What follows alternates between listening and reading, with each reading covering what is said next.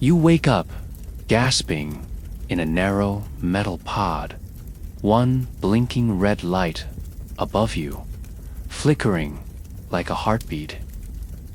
The year is 2027. Your mission: observe humanity as it spirals into a catastrophic collapse. Coup. You are not allowed to interfere, not allowed to warn anyone.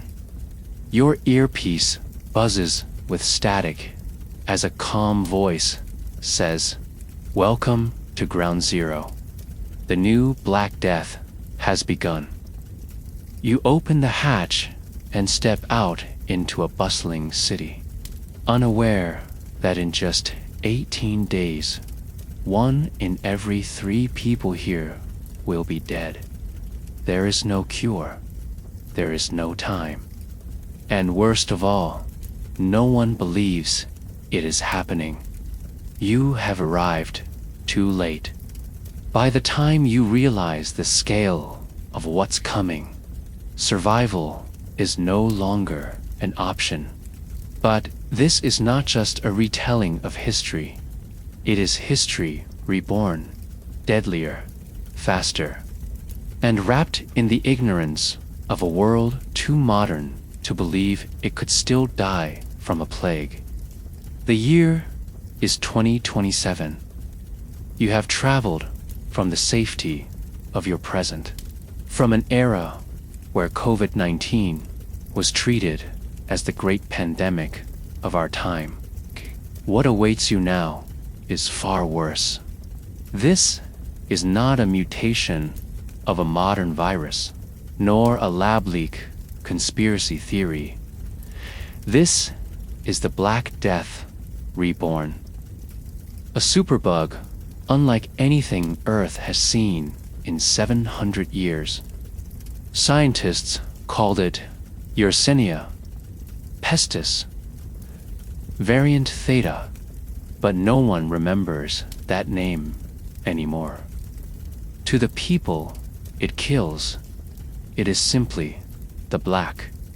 It started quietly, with a child coughing in a dusty Kazakh border town near a contaminated mining site.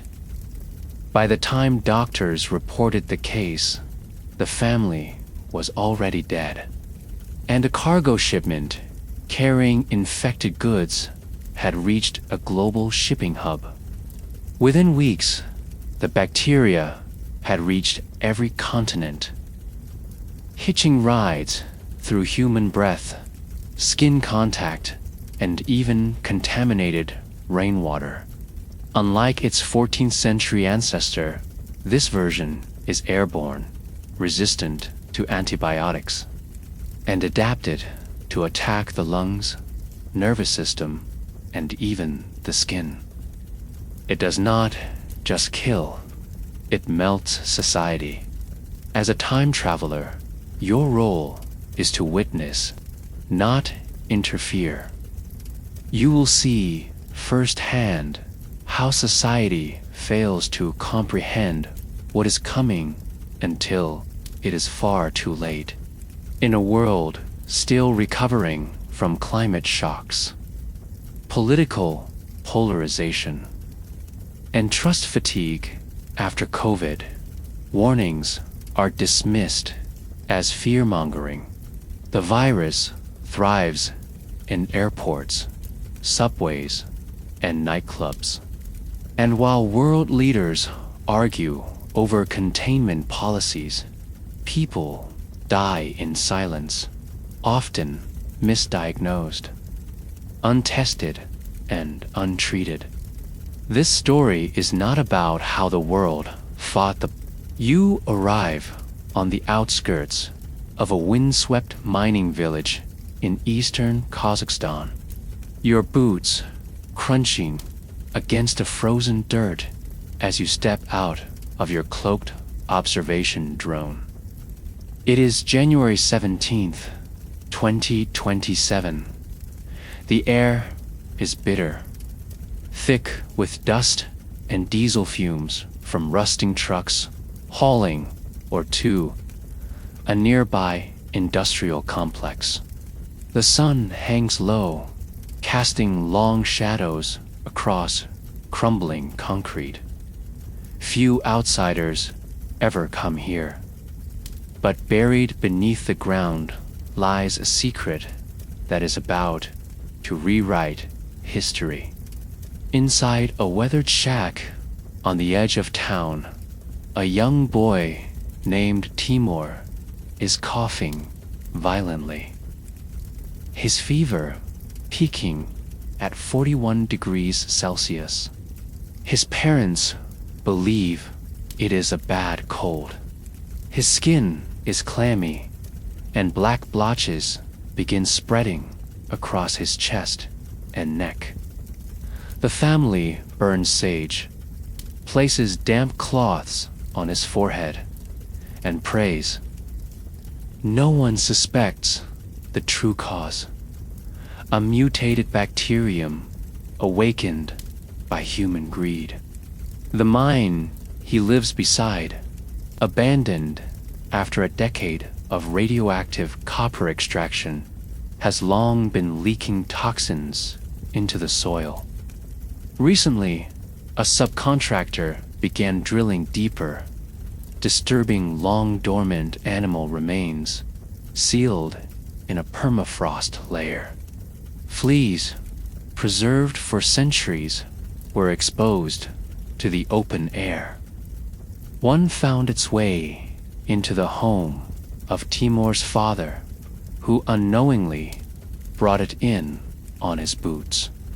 By the time the boy dies, his organs liquefied. There are no autopsies. The family is already burying him in a shallow grave behind their home. The neighbors do not come close. There is talk of a curse, whispers that spread faster than facts. Within 3 days, both parents are vomiting blood. Their neighbors begin coughing next. In a town with no functioning clinic, no modern diagnostics, and no online presence, the outbreak is invisible. To the rest of the world, it simply does not exist. But the bacteria does not remain in the village. One of the infected miners, showing no symptoms yet, boards a truck to Almaty, a city of 2 million. He makes stops along the way: gas stations, tea houses, roadside bazaars. Surveillance footage later shows him shaking hands with at least 28 different people, none of whom ever make it to February. In Almaty, he meets a cousin who works at a logistics hub for an international freight company. He spends 2 nights with them, sleeping in a small room above the warehouse, coughing heavily into a shared pillow. By the time his cousin reports the illness, it is already too late. A container, sealed and shipped by that same warehouse, has left for Istanbul, then onward to Rotterdam. You watch helplessly as the days pass and symptoms surface along this trail of human contact. Victims experience fatigue, nausea, chest pain, followed by intense hallucinations and blackened extremities. In many, it mimics pneumonia. Others experience neurological symptoms, confusion, violent outbursts, and terrifying visions. Emergency room visits spike in these cities, but each case is written off as isolated, perhaps chemical exposure, or a resurgence of tuberculosis. Doctors treat with standard antibiotics, unaware that they are using the equivalent of water on fire. Meanwhile, social media begins to churn with grainy videos. A man collapsing in a Turkish airport terminal, his face covered in pustules. A nurse in Hungary describes a black lung plague in a viral post that is quickly flagged for misinformation. A body discovered on a bus in Frankfurt is said to have died of heat stroke despite temperatures near freezing. You watch as government agencies issue cold, rehearsed statements calling for calm. WHO representatives note the low risk of a pandemic event. By then, the death toll has surpassed 1,400. It is January 28th when the first American case surfaces. A stewardess returning from a Frankfurt layover who faints mid-shift. She is rushed to a Chicago hospital where her symptoms are misdiagnosed as influenza. Within 72 hours, 14 hospital staff are infected.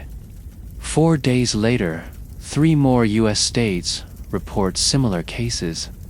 The word plague is still avoided in official communications, but a quiet terror is beginning to grip those paying attention. On Reddit, amateur analysts begin mapping death patterns.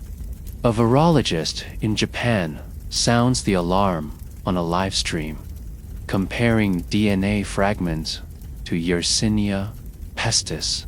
The stream is removed for violating community guidelines.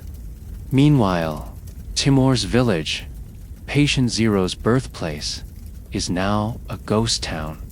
Every resident either dead or dying.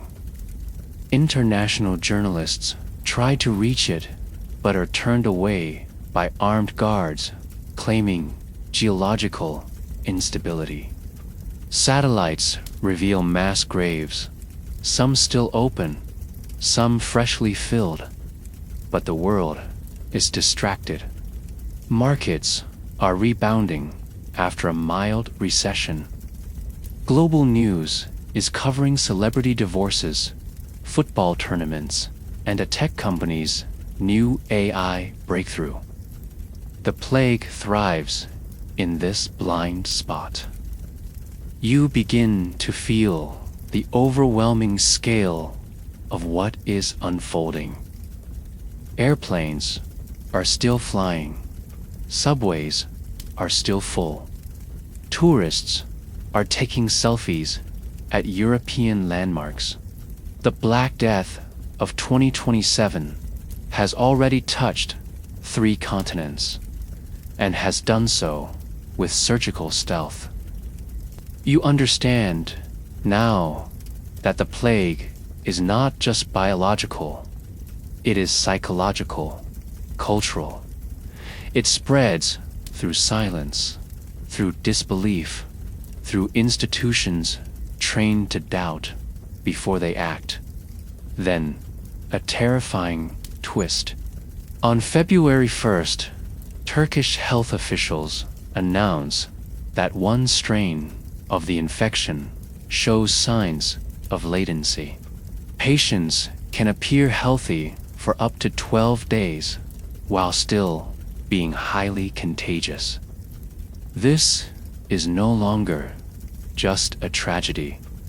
It is an extinction-level threat. The incubation window renders border screenings useless. Masks, already unpopular due to political fatigue, offer only limited protection. And still, world leaders hesitate. Travel bans are suggested but delayed. Vaccines are proposed but none exist, and the bacteria's resistance to antibiotics limits treatment options. The hope that the virus can be contained dies in private meetings long before the public learns the truth. You follow one infected woman on a train from Warsaw to Milan. She coughs intermittently, wipes her hands on the seat. By the time the train arrives, 18 passengers are already incubating the bacteria. 3 of them are tourists from Canada. 1 works for a global shipping firm. The Black Death has become a snake with 1,000 heads, impossible to decapitate. The scale begins to register. You begin to see projections. In a simulation leaked by an epidemiology team, 3.2 billion infections are expected within 90 days if no global lockdown is implemented. But as February dawns, there is no lockdown. There are no sirens, just whispers, warning signs, and too much noise to cut through. And still, the worst has not begun. Because once people start dying in public, foaming at the mouth, clawing at their own faces, begging for breath, panic will do more damage than the plague itself. You step into a hospital ward in Milan. The air is thick with antiseptic and sweat. Lights flickering as generators struggle under rolling blackouts. The corridors are overcrowded, gurneys parked in every corner, and families pressed shoulder to shoulder. A child screams from somewhere behind a tattered curtain. An old man sobs as a nurse in a hazmat suit walks away, muttering, "Too far gone." This is the new front line of a war humanity is already losing. The patients here are not just sick, they are being devoured from the inside out. You move closer to a man convulsing in a plastic-sealed room. Monitors beep erratically beside his bed. His lungs heave with effort, each breath wet and ragged. His chest rises sharply, then stalls. Black blood seeps from his nose. His hands are purple, fingers rigid and curling. One eye is swollen shut, the other stares at nothing. The nurse next to you whispers, "This is the Theta strain." They never even had a chance. She steps away, double gloving her trembling hands. The new Black Death, Yersinia pestis, variant Theta, is not a relic. It is evolution weaponized. Unlike its medieval predecessor, which often spread through flea bites or respiratory droplets in extremely close quarters, Theta is now fully airborne, sustained in dry air for up to 5 hours, and absorbed through the skin under high moisture. The bacterium binds aggressively to pulmonary tissue. Using gene-altered proteins, likely enhanced during its slumber in the permafrost, Theta resists all known classes of antibiotics. It bypasses the innate immune system entirely in early stages, resulting in near-zero symptoms for the first 7 to 10 days in some individuals. But when symptoms appear, they are a death sentence. You observe as one patient's decline is documented by overwhelmed staff. It begins with lethargy and a dry throat. Within hours, the patient spikes a fever of 42 degrees Celsius, begins vomiting a viscous black bile, and experiences what medics call burning breath, a sensation of heat rising through the lungs like inhaled fire. The eyes redden and swell, followed by subdermal bruising across the arms and chest. In some, necrosis sets in at the extremities within 24 hours, leading to blackened fingers and toes. Others suffer neurological collapse, hallucinations, violent outbursts, self-harm. Several doctors now refer to it informally as the scream plague, due to the horrendous vocal wailing victims emit before death. Your earpiece crackles as your timeline monitor speaks again. Observe now. This strain contains modifications consistent with environmental mutagenesis. Accelerated evolution is confirmed. You are witnessing a plague reborn not just from bacteria, but from centuries of chemical runoff, radiation, and microbial warfare exposure. The implication is clear. This plague was not bioengineered in a lab. It is nature's revenge, crafted silently in the forgotten depths of contaminated earth. You flash back to a field hospital on the outskirts of Istanbul, repurposed from a soccer stadium. You pass rows of patients moaning in metal bunk beds, many with soiled bandages and sunken cheeks. A doctor guides you through their new triage codes. Red means you're dead and contagious. Yellow means you've got 24 hours, maybe. Green just means we ran out of tests. He points to a woman with black veins visible under her skin, foaming at the mouth. She arrived yesterday. Her family's already gone. She hasn't even been told.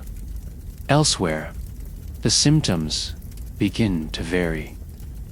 In Tokyo, doctors report seizures in 35%, accompanied by aggressive muscle spasms and auditory hallucinations.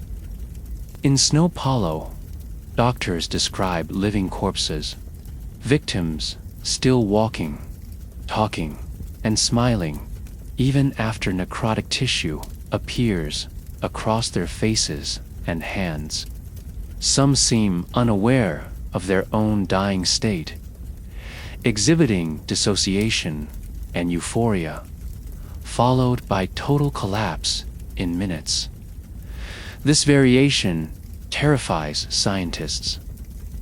It means the bacterium is mutating independently across multiple regions, adapting to genetics, climate, and population behavior. You witness a team of military medics in Madrid struggling to handle a newly admitted patient who begins to speak in tongues, then lashes out, biting a nurse before collapsing. The infection has begun to display neuroinvasive behavior, suggesting the plague has crossed the blood-brain barrier in later stages. No precedent exists for such a transformation in recorded medical history. The implications are horrifying. Some researchers suspect Theta is now capable of manipulating host behavior to spread itself further, like rabies in animals. In schools, teachers fall ill mid-lesson. One collapses in front of 32 students, all of whom will be infected within the week. Grocery stores echo with coughs. Police begin wearing makeshift bodysuits, but many abandon their posts once colleagues start dying beside them. In one chilling scene from a surveillance feed in Manila, a city bus is seen veering off the road after the driver loses consciousness. By the time emergency services arrive, every passenger is already dead, slumped in their seats like discarded dolls. Panic now infects faster than the plague. People begin self-medicating with anything they can find. Expired antibiotics, herbal teas, even bleach. Social media influencers promote oxygen therapy and underground cures for profit. Some deny the existence of the disease altogether, accusing governments of staging the deaths to reduce population or force control. This misinformation becomes just as lethal. In one town near Berlin, a mob burns down a hospital rumored to be spreading the infection. Nearly 60 patients and staff perish in the flames, and still the suffering continues. Crematoriums overflow. Bodies are stored in trucks, stairwells, and ice rinks. Funeral workers drop from exhaustion or collapse from exposure. Mass graves reappear, thousands of white sheets laid out across farmland, dug by bulldozers and forgotten within hours. Their final sounds are rarely prayers, but screams. You observe a final tragedy. In Delhi, a teenage girl, unaware she is infected, kisses her younger brother goodbye before leaving for the hospital. By the time she is admitted, her entire household, parents, grandparents, and the boy are dead in just 3 days.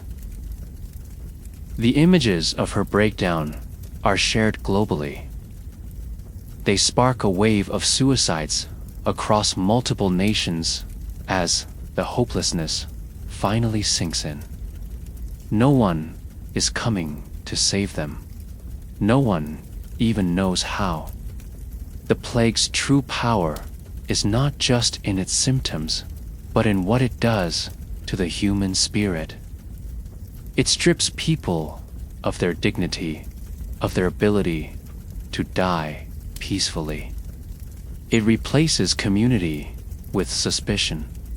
It makes the very act of breathing a gamble with death. For those who are not infected, the psychological trauma alone begins to destroy their will. Mental health collapses. Psychiatric facilities fill with people too terrified to live another day. Entire neighborhoods begin reporting shared delusions, plague, paranoia, and psychosis. A virus of the mind blooms alongside the one ravaging the body. And through it all, you walk invisible, untouched, a witness to a suffering that no modern world believed could return. You realize now, painfully, that 2020 was a rehearsal. This is the main event. There is no safe zone, no immunity, no global unity, only a bacterium doing what nature designed it to do: survive and spread, while humanity fails to recognize that intelligence does not guarantee wisdom. And if the symptoms are horrifying, what comes next will make them irrelevant, because, as panic sets in, it is not just bodies that fall apart. It is the entire structure of civilization. It begins with silence, not the peaceful kind, but the eerie, paralyzing stillness that blankets cities before a disaster breaks. The news anchors on television wear plastic smiles, assuring their audiences that the outbreaks are regional and under control. Behind the camera, their producers are already gone, either infected or fleeing. But you, as an observer in this fractured 2027 timeline, know the truth. There is no control, only containment of information. The collapse has already begun. In Washington, D.C., the White House seals itself off. Key figures are flown to undisclosed bunkers across Colorado and Virginia. The president is no longer seen in public. A live address promised to air nationwide is replaced at the last minute with a looping PSA about hand washing and respiratory hygiene. Meanwhile, across Capitol Hill, aides are found dead in their offices. Congressional chambers sit empty as senators retreat to fortified family estates. Government websites are flooded with contradictory messages. One agency urges citizens to shelter in place. Another warns of blackouts and recommends immediate evacuation. The people are left to guess which lie will kill them first. The same unraveling occurs in Europe. France deploys riot police to enforce new curfews. Video footage from Marseille shows crowds clashing violently with armed officers. Tear gas drifts through alleyways already thick with the scent of rotting garbage and human waste. The Eiffel Tower becomes a makeshift quarantine zone, cordoned off with razor wire and flashing drones that scream automated warnings. In Germany, Parliament halts meetings after more than 30 officials test positive in a single day. Berlin is placed under a soft lockdown, but no one complies. Trains keep running. Nightclubs remain open. Hospitals quietly stop answering their phones. In Brazil, the favelas erupt. Supplies never arrive. Hospitals never open. Armed militias rise from within, promising medicine in exchange for loyalty. Government helicopters circle overhead, but never land. A mayor disappears during a press briefing. His car is found hours later, overturned and empty, near a blocked sewer canal. In Johannesburg, citizens block highways with burning cars, demanding transparency. What they get instead are bulletproof trucks spraying disinfectant and soldiers in hazmat suits marching past bodies on sidewalks. The real damage, however, does not come from the sickness itself. It comes from the fear of it. Fear that drives neighbors to turn against each other, that makes entire communities dissolve overnight. In the United Kingdom, misinformation spreads faster than the plague. A single viral post claims that drinking vinegar prevents infection. Hospitals are flooded with acid burn victims. Another hoax claims children are immune and should be used to deliver supplies. As a result, hundreds of orphaned children are pushed into contaminated areas, used as couriers for the dying. They are promised food. What they get is infection. The financial world shatters like glass under pressure.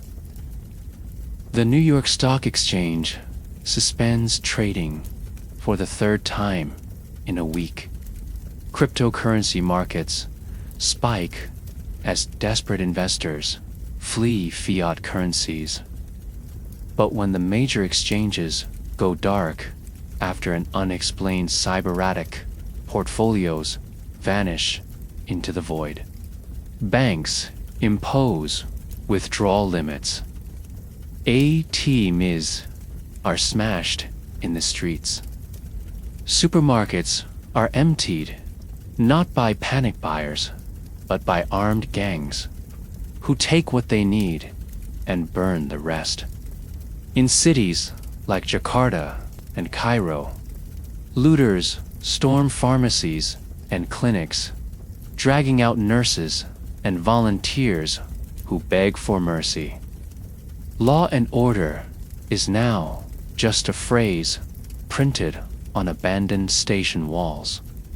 With governments paralyzed and information fragmented, local leaderships begin to sprout. Mayors, gang lords, technocrats, even influencers. Some create functioning microgovernments. They issue community passes, food ration tokens, and medical triage wristbands. Others enforce obedience with threats. In Manila, a former police chief turns his district into a fortress. Entry is earned through proof of health. Those who cough are shot at the gates. His nightly broadcasts are viewed by thousands, half in admiration, half in terror. "We will survive," he says, holding a rifle beside crates of stolen medicine. But not all of you will. You watch it all unfold from multiple zones. In Lagos, drones patrol empty neighborhoods, dropping audio messages promising food deliveries that never arrive. In Sydney, cruise ships circle the harbor with infected passengers on board. Denied docking rights.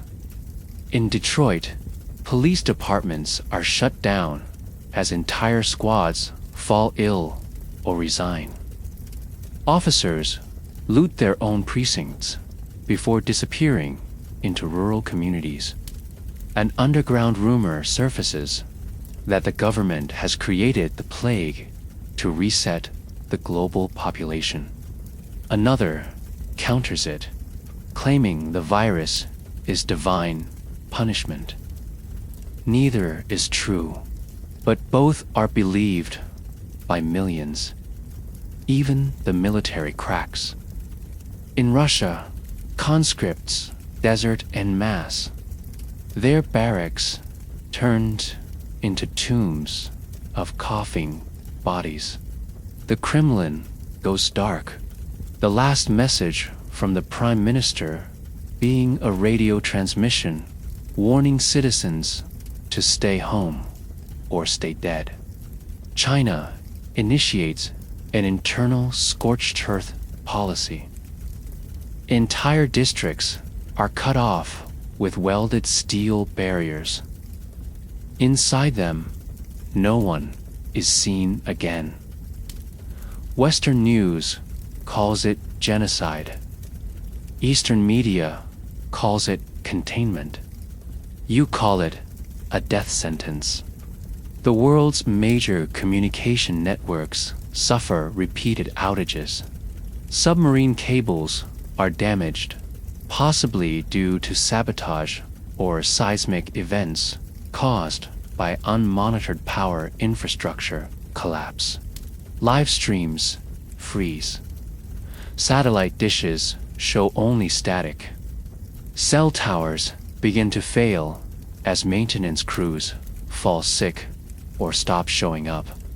In some regions, the only information comes from word of mouth, paper bulletins, or pirate radio broadcasts operating from abandoned vehicles. The age of instant connection ends not with a blackout, but with a whimper. International bodies fail just as swiftly. The United Nations attempts a global briefing, but loses connection halfway through. The World Health Organization, overwhelmed and undermined, is forced to relocate its headquarters 3 times in 2 weeks. 8 shipments are hijacked, rerouted, or left to rot on runways. In the final transmission from the WHO Director General, she speaks directly to the world. We are not winning. We are not surviving. We are simply running out of time. Amid the chaos, old alliances dissolve. The European Union fractures as borders are sealed permanently, and each nation prioritizes its own survival. NATO refuses a mutual aid request from an infected member state. African Union forces redirect all peacekeeping personnel to internal lockdown enforcement. Even digital communities begin to splinter. National internet firewalls tighten. Platforms once meant for unity become echo chambers of rage, fear, and propaganda. The digital world turns against itself. Then comes the psychological collapse, with leadership absent and hope diminishing. Mass delusion becomes the new norm. Cults emerge by the thousands. Some worship the plague as a divine cleanser. Others promise immunity through blood rituals, fasting, or sacrifice. In one city, survivors gather in candlelit tunnels, reciting ancient chants in hopes of appeasing what they believe to be an ancient spirit behind the sickness. In another, a tech guru live streams his own infection, claiming he will upload his consciousness before death. His server crashes before he finishes his final words. You move through a country with no leader, no electricity, no fuel, and no plan. What was once a coordinated global civilization has devolved into tribalism, with survivors clinging to rumors and superstition. Your timeline device blinks yellow. You are now entering a full systemic collapse where humanity's governance systems no longer function.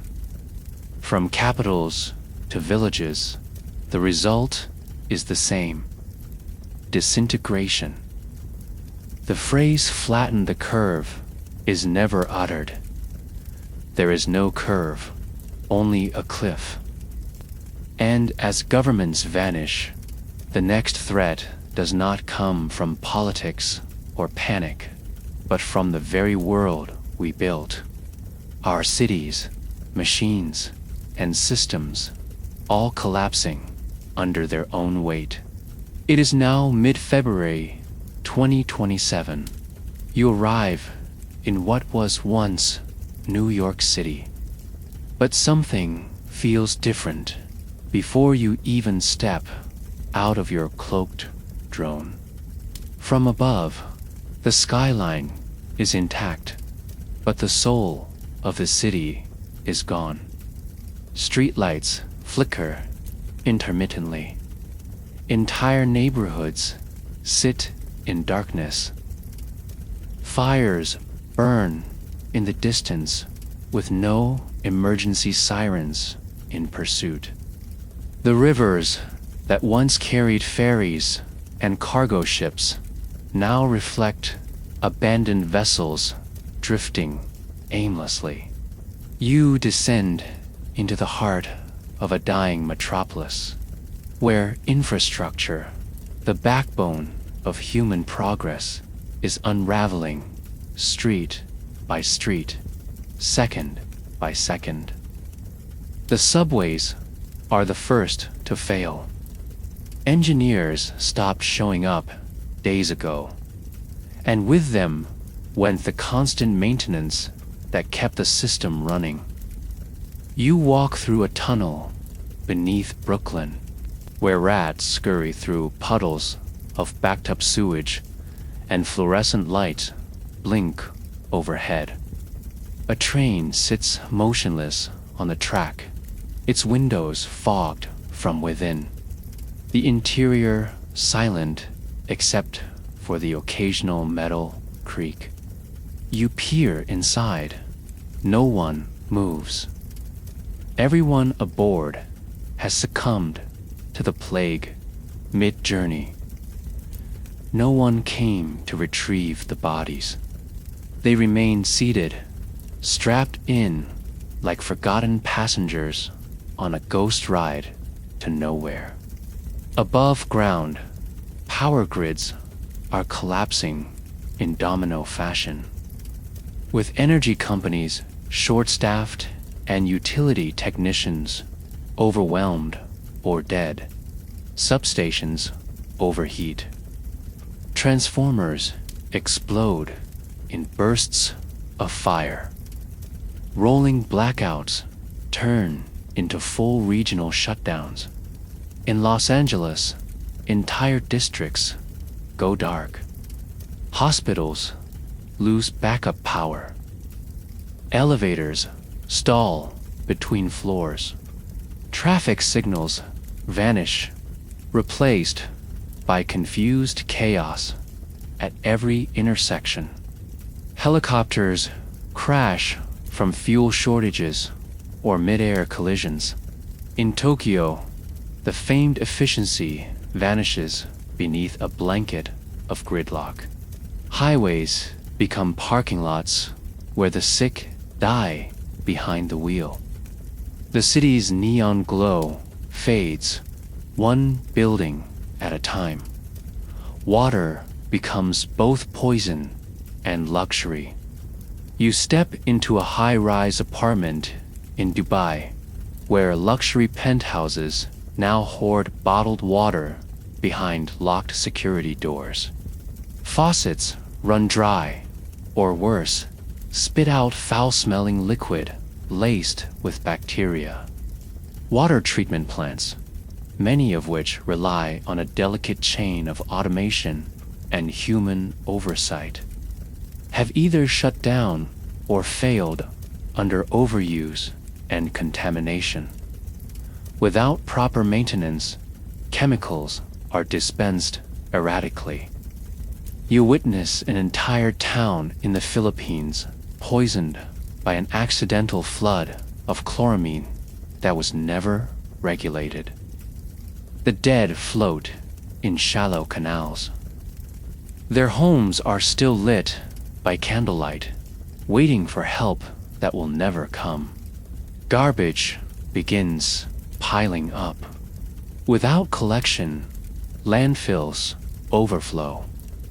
Waste spills into streets, rivers, and alleyways. In London, mountains of plastic bags stacked outside homes catch fire during an early morning riot. The flames spread across rows of Victorian buildings, undermanned and unequipped arrive too late. Entire neighborhoods are reduced to ash. In São Paulo, garbage becomes currency.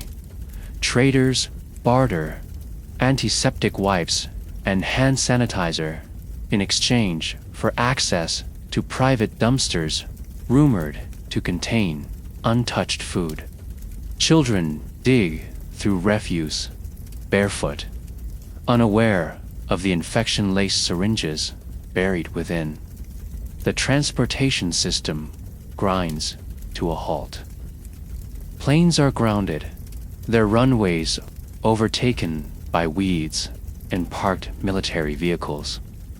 Shipping containers, thousands of them, sit rotting in ports. Their cargo, food, medical supplies, electronics, even refrigerated corpses decomposes in silence. In Nigeria, an abandoned train derails into a crowded marketplace. The conductor had died mid-transit. In Germany, luxury cars are abandoned on autobahns. Their owners vanished or locked away in underground bunkers. Horses reappear in rural roads. Bicycles become symbols of status, tools of movement in a city where gasoline has vanished and vehicles rust in silence. Telecommunication systems flicker on and off. Satellite internet becomes the lifeline for a select few, while the rest rely on battery-powered radios or printed flyers nailed to trees. Cell towers go offline, one by one.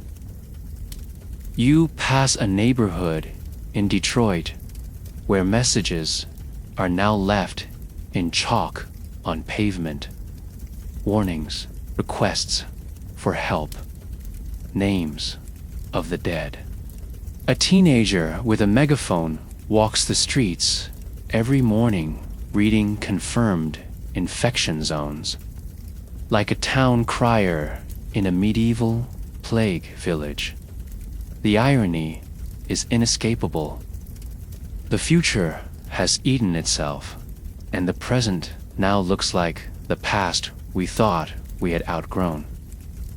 Retail, commerce, and banking collapse into total obsolescence.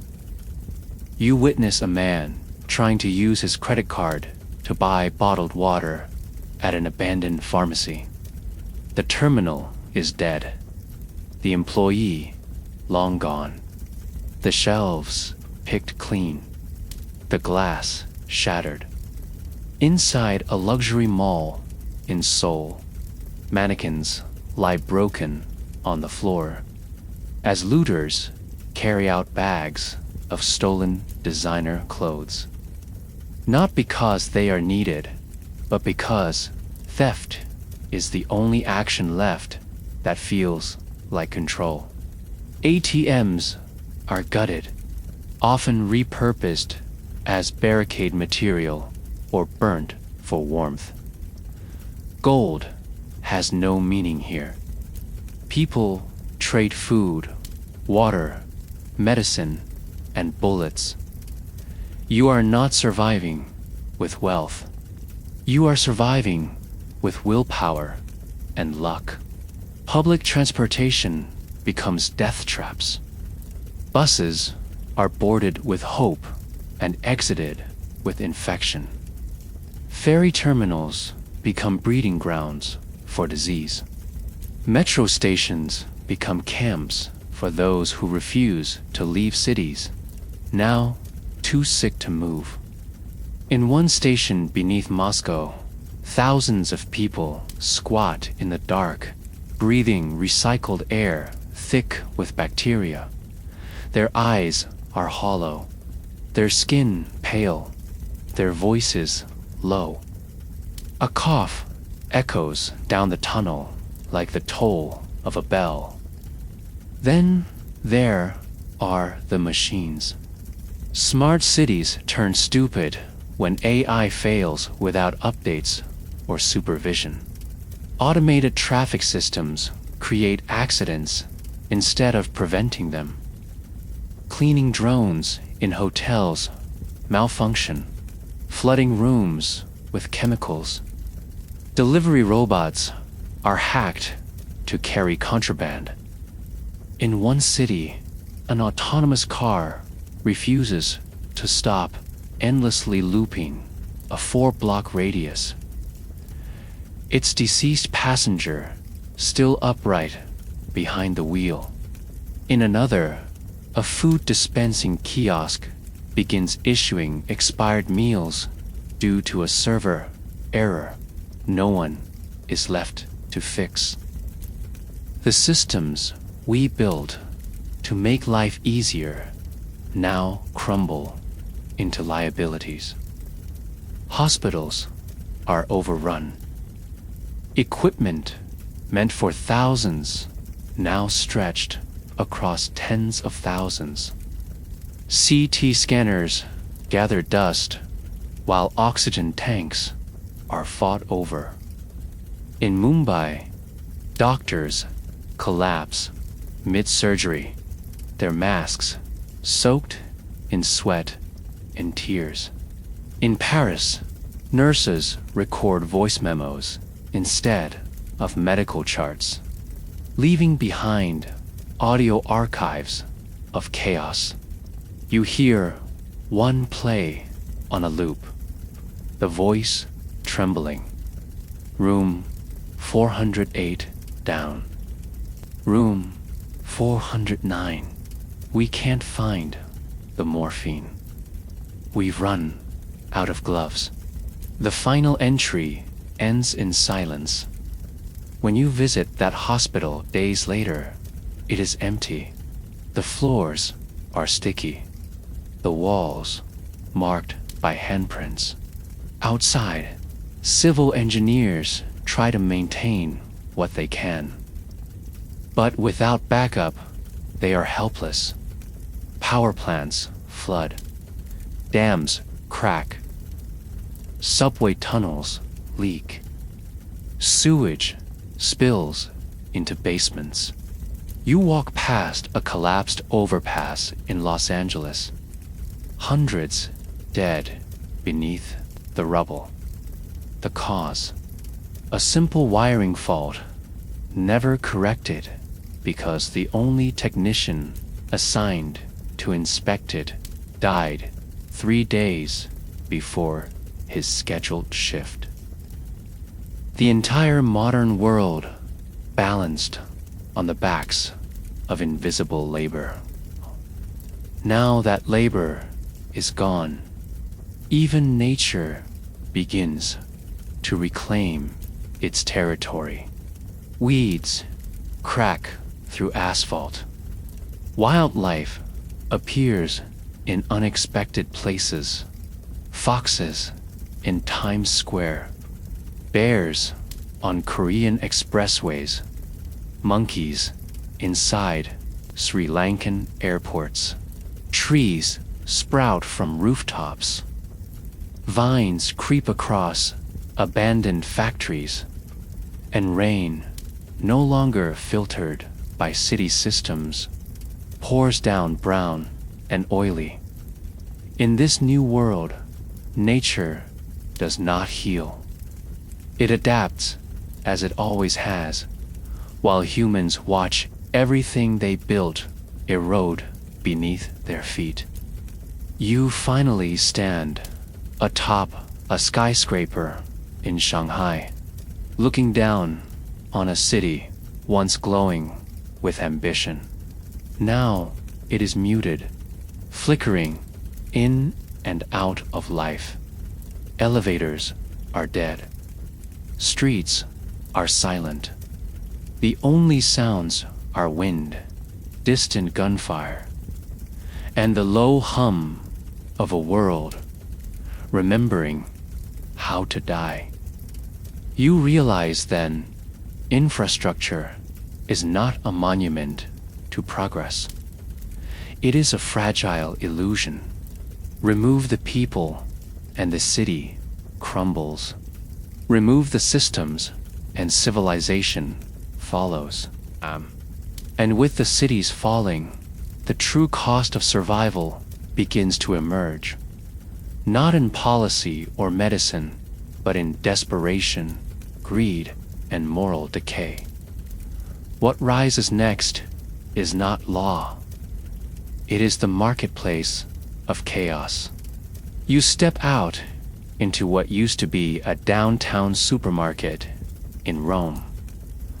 Once sterile and pristine, it is now a battlefield of shattered glass and overturned shelves. The air smells of rotting vegetables, spilled bleach, and panic sweat. The doors hang broken from their hinges. Nothing remains but empty wrappers, half-eaten snacks, and bloodstains dried into the tile. No one looted for profit here. They looted to survive. In the death economy, morality does not buy you time. Only movement, aggression, and access do. You make your way through the streets where the sidewalks have become marketplaces, not of goods, but of necessities. People squat behind upturned carts, offering whatever they manage to hoard. A few cans of beans, crushed boxes of antibiotics, bottles of expired hand sanitizer. Money has lost all meaning. In its place, people trade in units of survival to pills for a loaf of bread, a jug of water for a knife, half a cigarette for 10 minutes of phone battery. In some places, you can trade a family member's burial for fuel or food. In others, you trade yourself. At night, the cities change their rules. Civilian patrols vanish. Markets vanish. What remains are roving bands of looters who work under no ideology or banner, only hunger and fear. Some wear gas masks, others are half naked, painted in black soot to blend with the dark. You watch as one group takes over a pharmacy, stripping it of antibiotics, painkillers, and even vitamins. The owner pleads for them to leave the insulin. They do not listen. Minutes later, they set the building on fire, either to cover their tracks or simply because they can. You turn your head as the flames climb the walls. In this new economy, destruction is easier than negotiation. You enter an apartment block in Mexico City that has been turned into a barter fortress. Inside, each floor is its own micronation. The lower levels trade water. The middle floors control solar batteries. The penthouse holds medical supplies. You observe a council meeting where disputes over a stolen bandage roll are resolved with violence. A woman screams as her husband is thrown down the stairwell. The residents return to business seconds later. Compassion is now a liability. Those who hesitate die. Those who give run out. Everyone here is just trying to last one more day. In the alleys of Bangkok, a different kind of trade has emerged. Mobile black market clinics operate out of trucks. They offer 4 drips made from stolen medical supplies bootleg antibiotics, and untested herbal injectables. You witness a man injecting his own child with a cocktail bought from a vendor who does not speak his language. The child begins to seize. The vendor is gone by the time he hits the ground. No one helps. They are already lining up for the next dose. Rumors spread that a concoction of cow bile, snake venom, and industrial alcohol can purge the black. People believe it because believing gives them something to do, and doing, even when fatal, feels better than waiting. The digital black market thrives in the shadows. On hidden networks, masked traders auction off everything from stolen ventilators to counterfeit immunity passports. Bitcoin is replaced with barter chains and encrypted favors. Some offer fake evacuation routes for a cryptocurrency, only to abandon their customers in plague zones. Others sell the locations of unmarked medical caches buried by collapsing governments. In Kyiv, you track a deal gone wrong. A buyer shoots the seller, takes the antibiotics, and leaves his corpse beside the empty cooler. The packages were fake. The man dies 2 days later, curled beside his prize. Then there are the organized cartels. You observe a gang in Karachi that operates like a private government. They distribute food from seized military depots, but only after locals pledge loyalty. Tattoos are used as identification. No tattoo, no rations. Their enforcers shoot on sight. You watch a boy lie about his allegiance. He is dragged into the street and made an example of. Elsewhere, in Lagos, a warlord sets up a food for slaves operation. The strong are fed. The weak are sold or used as bait to distract infected crowds. These economies are not new. They are ancient behaviors, stripped of modern civility and dressed once again in raw survival. You walk through a burned-out luxury mall in Istanbul, where a group of survivors has set up a silent auction. Inside, laid out across polished counters, are items that once held status: diamond necklaces, Rolex watches, luxury bags. No one touches them. The real treasures are in the back, under lock and key. Batteries, canned peaches, and antibiotics. A woman offers her wedding ring for a bottle of cough suppressant. The vendor shakes his head. It is not enough.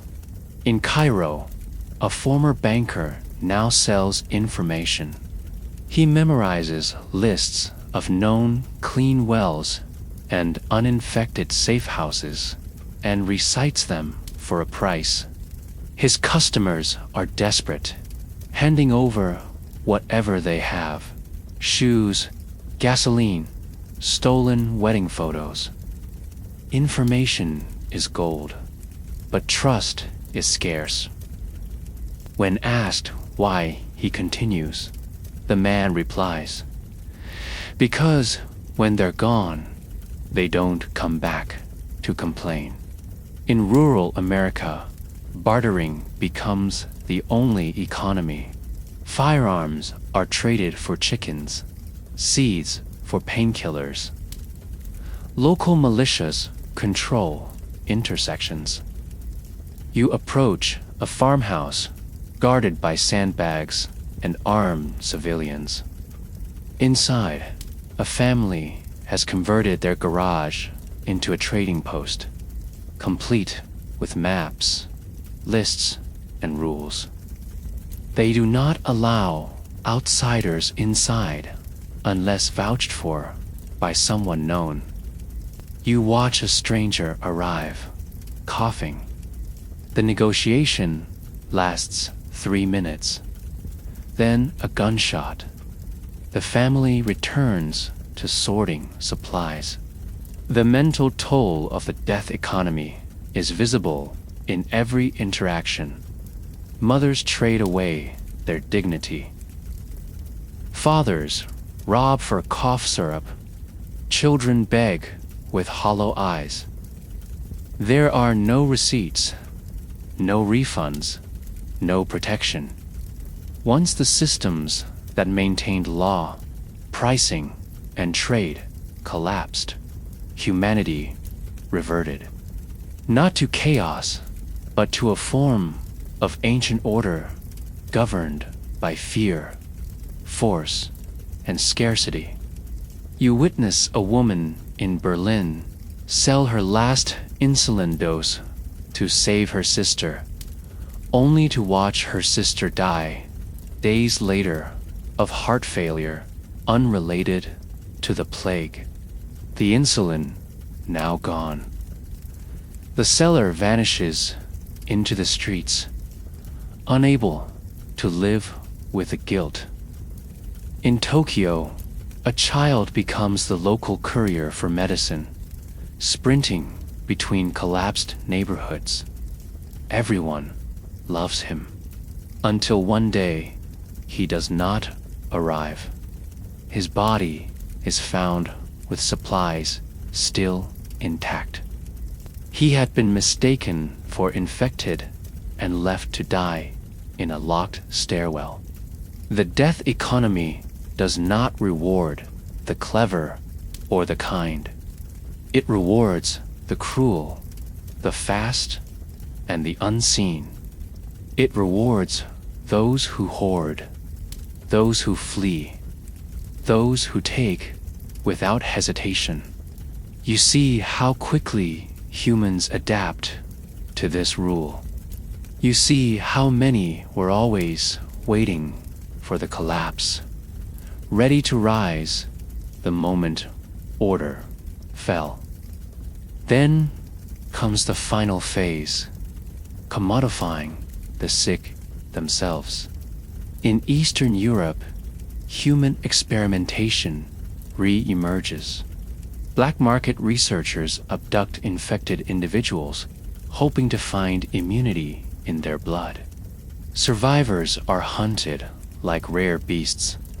You track a man whose plasma appears to resist the bacteria. He is chained to a wall and drained daily until his body gives out. They never found a cure.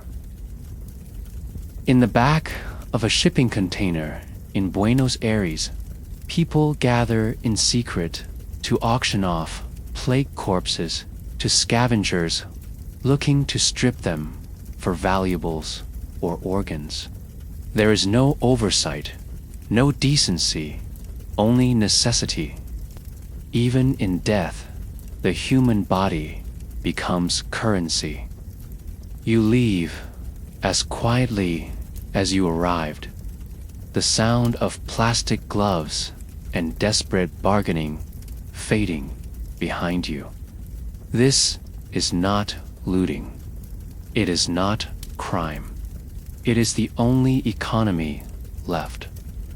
A system built on what can be taken, hoarded, and traded without mercy.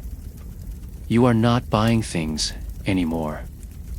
Each exchange is a calculation of who gets to breathe tomorrow. And while the market of death consumes the cities, the hospitals, those last beacons of hope begin to transform into something far worse. Graveyards with electric doors and nowhere left to hide. You arrive at the emergency entrance of St. Mary's Medical Center in Chicago. Just as the automatic doors slide open and the smell hits you. An overpowering blend of antiseptic, blood, sweat, and decay. The smell of life trying to hold back death and losing. The lobby is packed, not with patients waiting in lines, but with bodies lying across the tile, wheezing and moaning. Some motionless, others twitching in slow agony. No nurses greet them. No forms are handed out. No one checks vitals. There are no more charts. Only lists of the deceased scrawled on the walls in marker pen. You try to move forward, stepping over a teenage boy convulsing beside a vending machine. His skin is pale, and his gums are bleeding. His eyes lock with yours, then roll back into his skull. He is dead within a minute. No one flinches. They have seen this too many times. A doctor wearing a plastic poncho and ski goggles stumbles past you, dragging a cart of syringes. You follow her down a hallway where gurneys line every inch of wall. One has a woman with no lower jaw, intubated with a tube that is not even connected. Her hands are tied to the rails, not for her safety, but for the nurses. She is infected and delirious, prone to attacking anyone who gets close. Further down the corridor, you pass a makeshift ICU. Ventilators are powered by extension cords routed to a noisy generator outside. The machines beep out a cacophony of chaos, warnings, errors, flatlines. Only 3 nurses work the entire floor, each drenched in sweat. Their PPE duct taped together from reused gowns, trash bags, and surgical tape. They are no longer providing care. They are managing suffering. They check pulses only to confirm death. 4 bags are recycled between patients. Oxygen masks are used until they rot. Every few hours, the dead are dragged into an unused office, now converted into a temporary morgue. The bodies are stacked atop one another, tagged with scribbled names, birth dates, or simply unknown. The hospital morgues filled up weeks ago. Now the cafeteria holds overflow. So do conference rooms. You walk into one such room where the chairs have been pushed aside, the projectors turned off, and the carpet layered with sheets. There is no refrigeration. The air is thick. The windows are cracked open in a futile attempt to vent the rot. Flies swarm lazily through the air. In the far corner, a janitor, eyes glazed, sprays disinfectant on a corpse's face out of muscle memory. He has not slept in 3 days. Doctors have stopped trying to save everyone. Triage has turned into selection. Red patients, those beyond hope, are not treated. Yellow are given what little supplies remain. Green are turned away and told to return if they worsen. There are no longer any white cases. No one who is healthy. Everyone is contaminated. Everyone is dying in some stage or another. You stand beside a nurse as she pulls a family aside. Their mother needs a ventilator, but so does a younger patient with a higher chance of survival. The choice is made in less than 30 seconds. The family is told the truth. They cry silently. No one argues. They have no strength left. You visit a hospital in Cape Town where the parking garage has been converted into an isolation ward. Tents flap in the wind. Patients lie on cardboard mats. Their coughs echo against the concrete pillars. Volunteers wear raincoats and motorcycle helmets as makeshift PPE. They hand out expired antibiotics and vitamin tablets, while hoping no one notices how little they actually do. A local journalist sneaks a video online. 2 children lying under a quarantine sign, alone, unattended. They both die that night.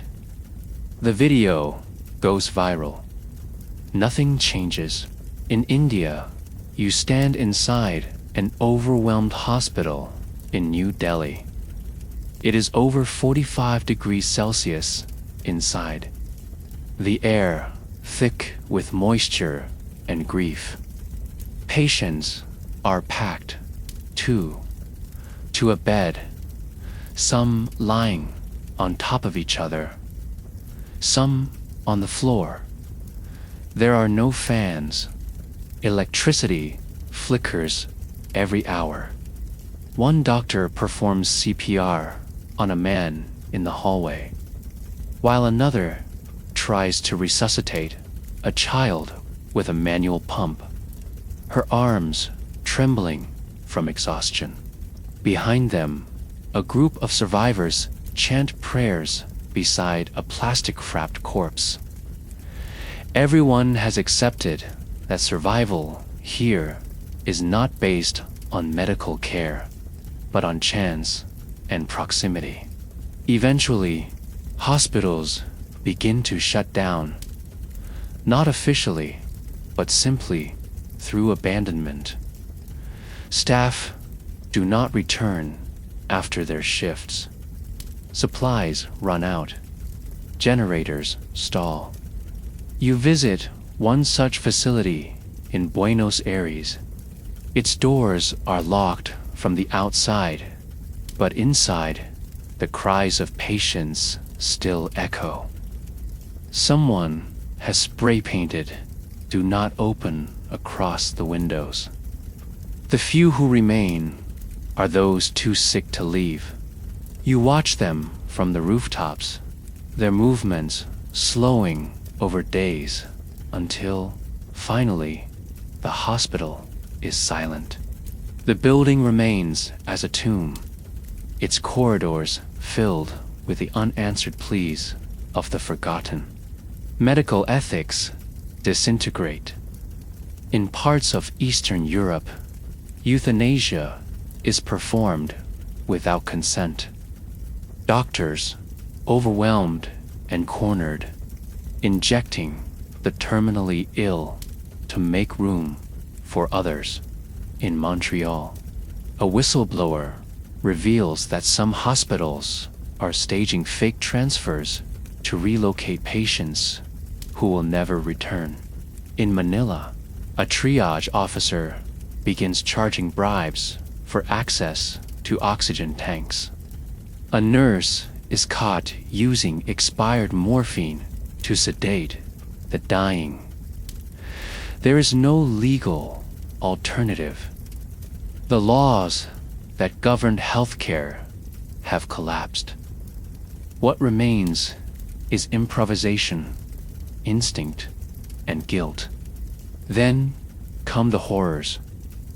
In rural China, you witness the rise of recovery zones, unauthorized quarantine camps set up by local police.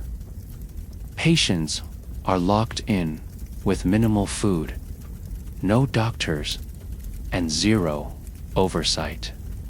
The sick tend to the dying. Bodies are burned in trenches behind the fences. The air smells of ash and sweat. Journalists are banned from entry.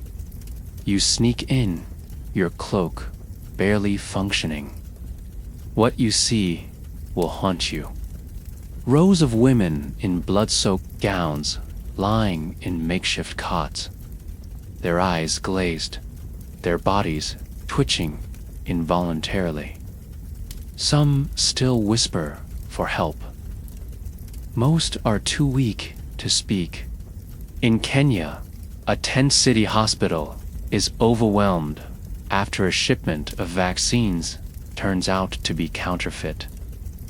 Hundreds of patients injected with the fake serum suffer massive organ failure. The doctors who administered them commit suicide 2 days later. In San Francisco, you visit a pediatric hospital where only 2 staff members remain, both exhausted, malnourished, and emotionally wrecked. They admit they haven't seen another adult in days. "It's just us and the kids," one says, then breaks down in tears. They're still lying in the cots, covered in sheets. They have not had the heart to move them. Despite the chaos, some try to help.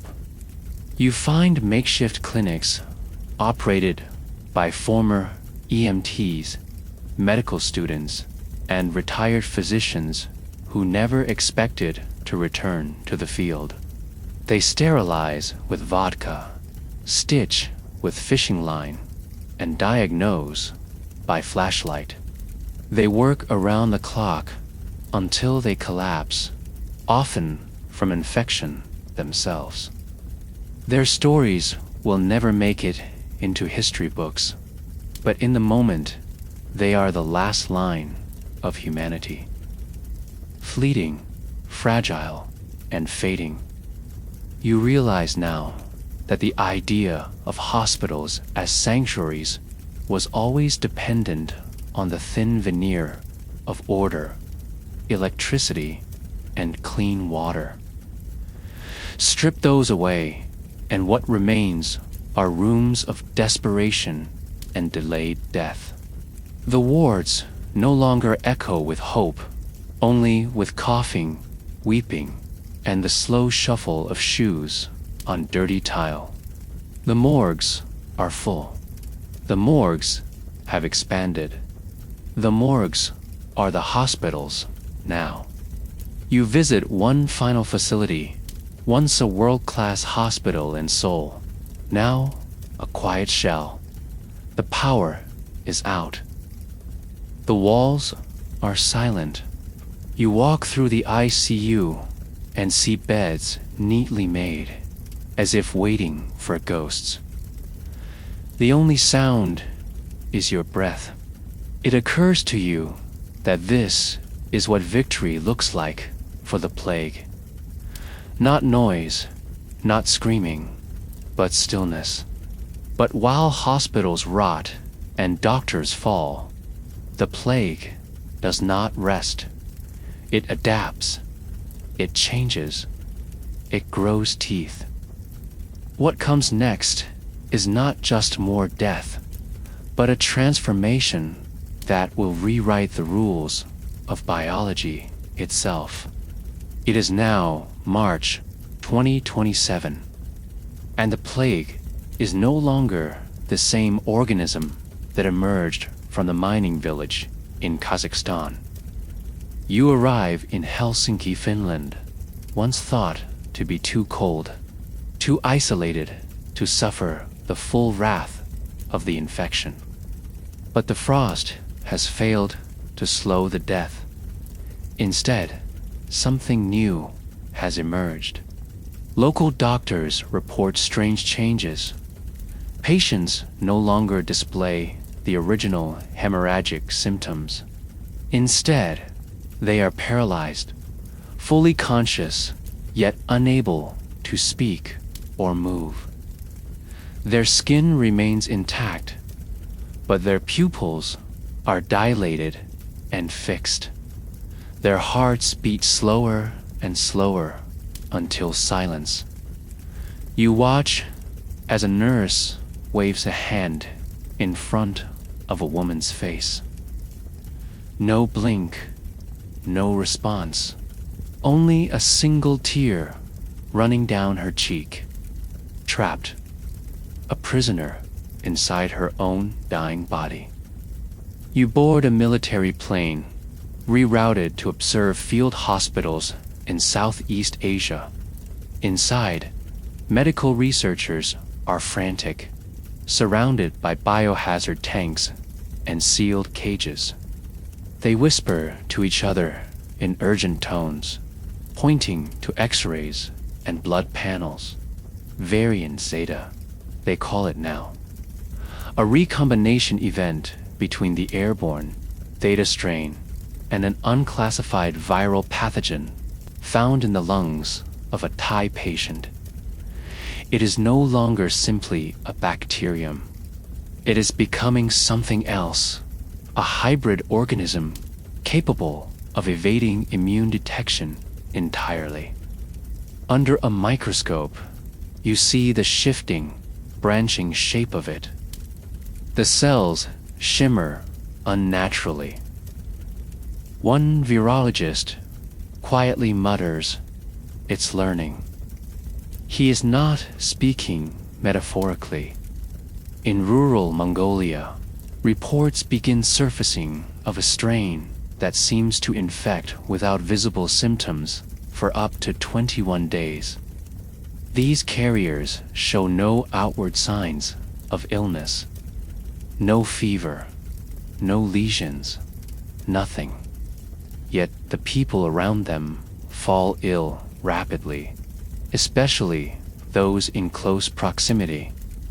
The new strain appears to colonize the lungs while suppressing inflammation responses. You witness a woman smile while singing to her children, unaware that she is the reason her entire family will be dead within a week. Elsewhere, mutation is more grotesque. In parts of India, patients are observed developing what appear to be neurological echoes. Symptoms mimicking severe schizophrenia, epilepsy, or even rabies. People scream in unknown languages, exhibit superhuman strength during seizures, and attempt self-mutilation. In a sealed psychiatric ward in Chennai, one patient claws his fingernails off while laughing uncontrollably.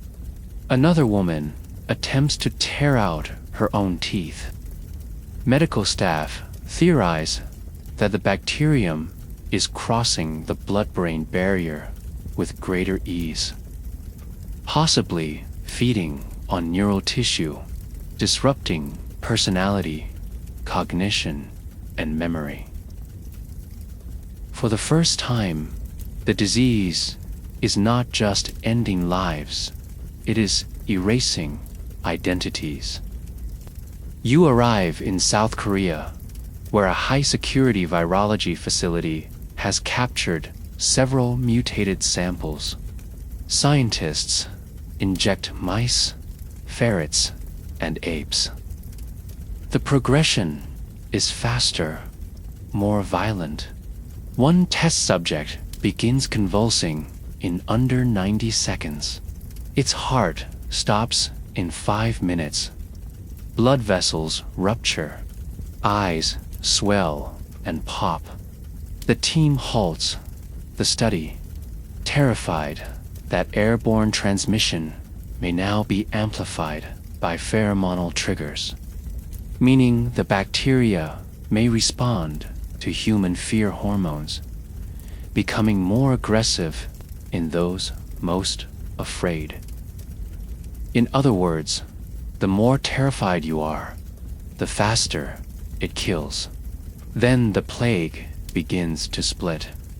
Instead of one dominant strain, there are now clusters of competing variants. Some are more contagious, others more lethal. A few are both. And some, perhaps the most dangerous, remain silent, spreading across global populations with no symptoms at all, until entire buildings collapse in unison from internal deaths no one anticipated. This is the multi-branch phase of the pandemic. The plague is no longer a single foe. It is a swarm, a network, a constantly shifting enemy that cannot be isolated, mapped, or stopped. Governments try to keep up, but their diagnostics fail. What worked last week is obsolete now. Test kits return false negatives. Vaccines under development are rendered useless as new mutations sidestep immunological markers. Countries that once celebrated zero infection zones now report back-to-back resurgences, each wave more terrifying than the last. In Johannesburg, a newly mutated strain appears to thrive in humid conditions. In Moscow, a different strain survives in near-freezing temperatures. There is nowhere left that is truly safe. You observe a family in Lisbon who has isolated for over a month. No contact, no travel, no exposure. Yet one of them begins to show symptoms. No one knows how.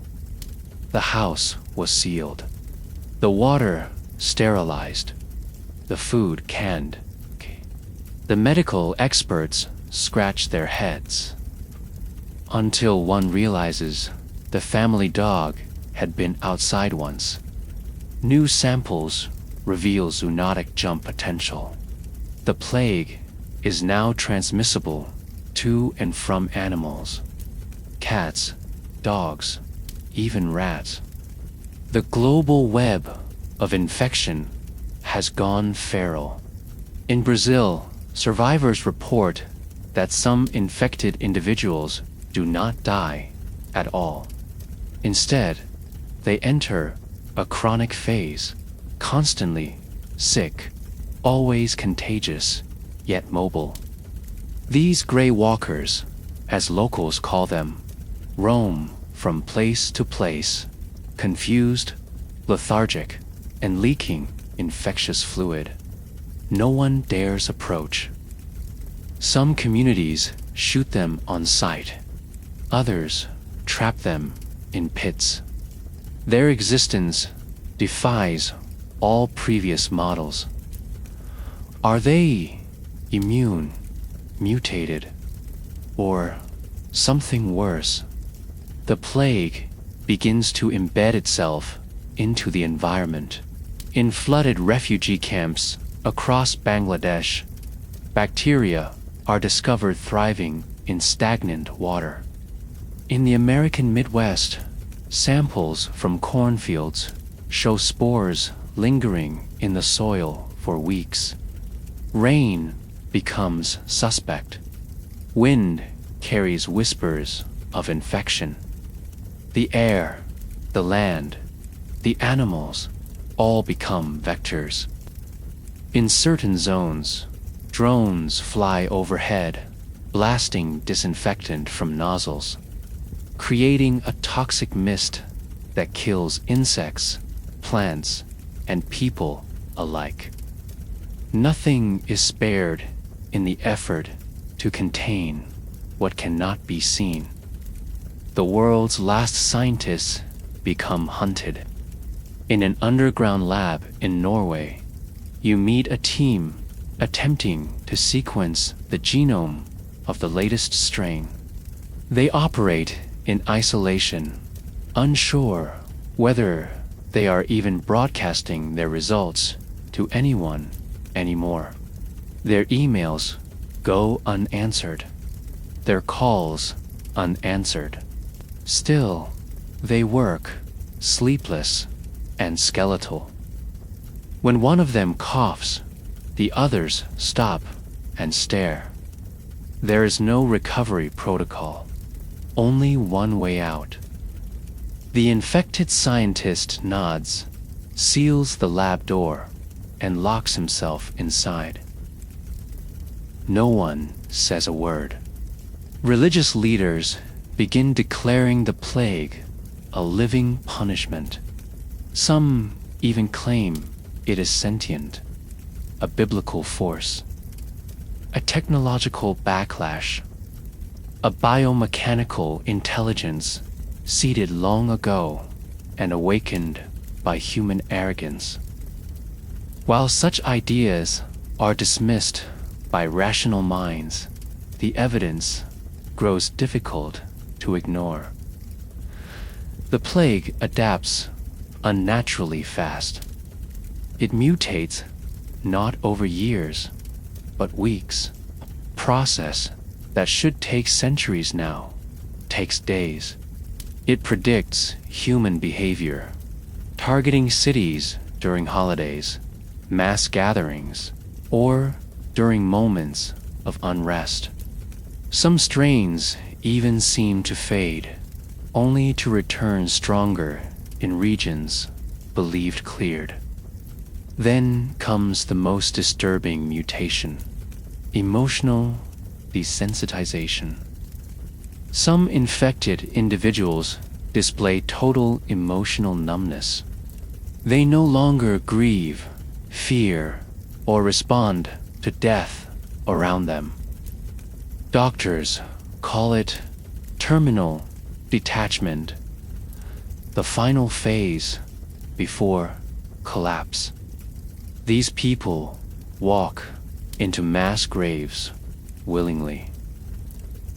They volunteer for burial. In one haunting scene, you see a man calmly lie beside a burning pyre and whisper, "It's my turn." He dies with a smile. No pain, no fear, only the programmed response of an organism that knows its role is over. By now, the plague is no longer a disease. It is an ecosystem, a biological intelligence, a living force that has learned how to coexist with death while accelerating it. You understand now that it cannot be cured. It cannot be stopped. It can only be watched like a storm until it burns itself out or consumes everything. You revisit the site of Patient Zero. The village is gone, bulldozed and buried under concrete and earth. But the memory of what started here has multiplied into a global nightmare. The spark has become a wildfire, and the flames are no longer red. They are black, invisible, and everywhere. And while humanity attempts to adapt, mutate, and survive alongside the plague, nature itself begins to change. Earth, stripped of billions of humans, starts shifting into a new kind of balance. And the consequences are no longer biological, but planetary. It is now April 2027. You step into the silence of what was once Tokyo. Gone are the flashing advertisements, the roar of subways, the hum of a city constantly in motion. The streets are quiet except for the distant call of birds reclaiming the skyline. Weeds break through the pavement where thousands once stood shoulder to shoulder. Nature has begun its quiet return. But this is not a peaceful resurrection. This is opportunism. This is balance being restored by force. You walk past skyscrapers now covered in moss and mold, their windows shattered, interiors damp with condensation. Without humans to regulate the temperature, entire buildings sweat. Server rooms short-circuit, elevators stall mid-shaft and become tombs. In basements and underground parking lots, floodwaters rise. Pumps that once protected infrastructure have failed. Sewage mixes with stormwater. Rats, once kept in check by sanitation crews and exterminators, swarm in massive numbers, competing with stray dogs and feral cats for territory. Outside the cities, the rural landscapes change even more dramatically. In the American Midwest, spring comes early and violently. Without human-operated irrigation, dams overflow and spillways collapse. Fields once maintained by satellites and automated tractors begin to rot. Crops fail, not because of drought, but because there is no one left to harvest them. Wheat turns black from mold. Corn falls before ripening. Famine follows, not from lack of food, but from its inaccessibility. Warehouses filled with non-perishables sit untouched, locked behind electric doors with no power, guarded by nothing but silence. You follow the coastline of Bangladesh, where rising waters meet abandoned villages.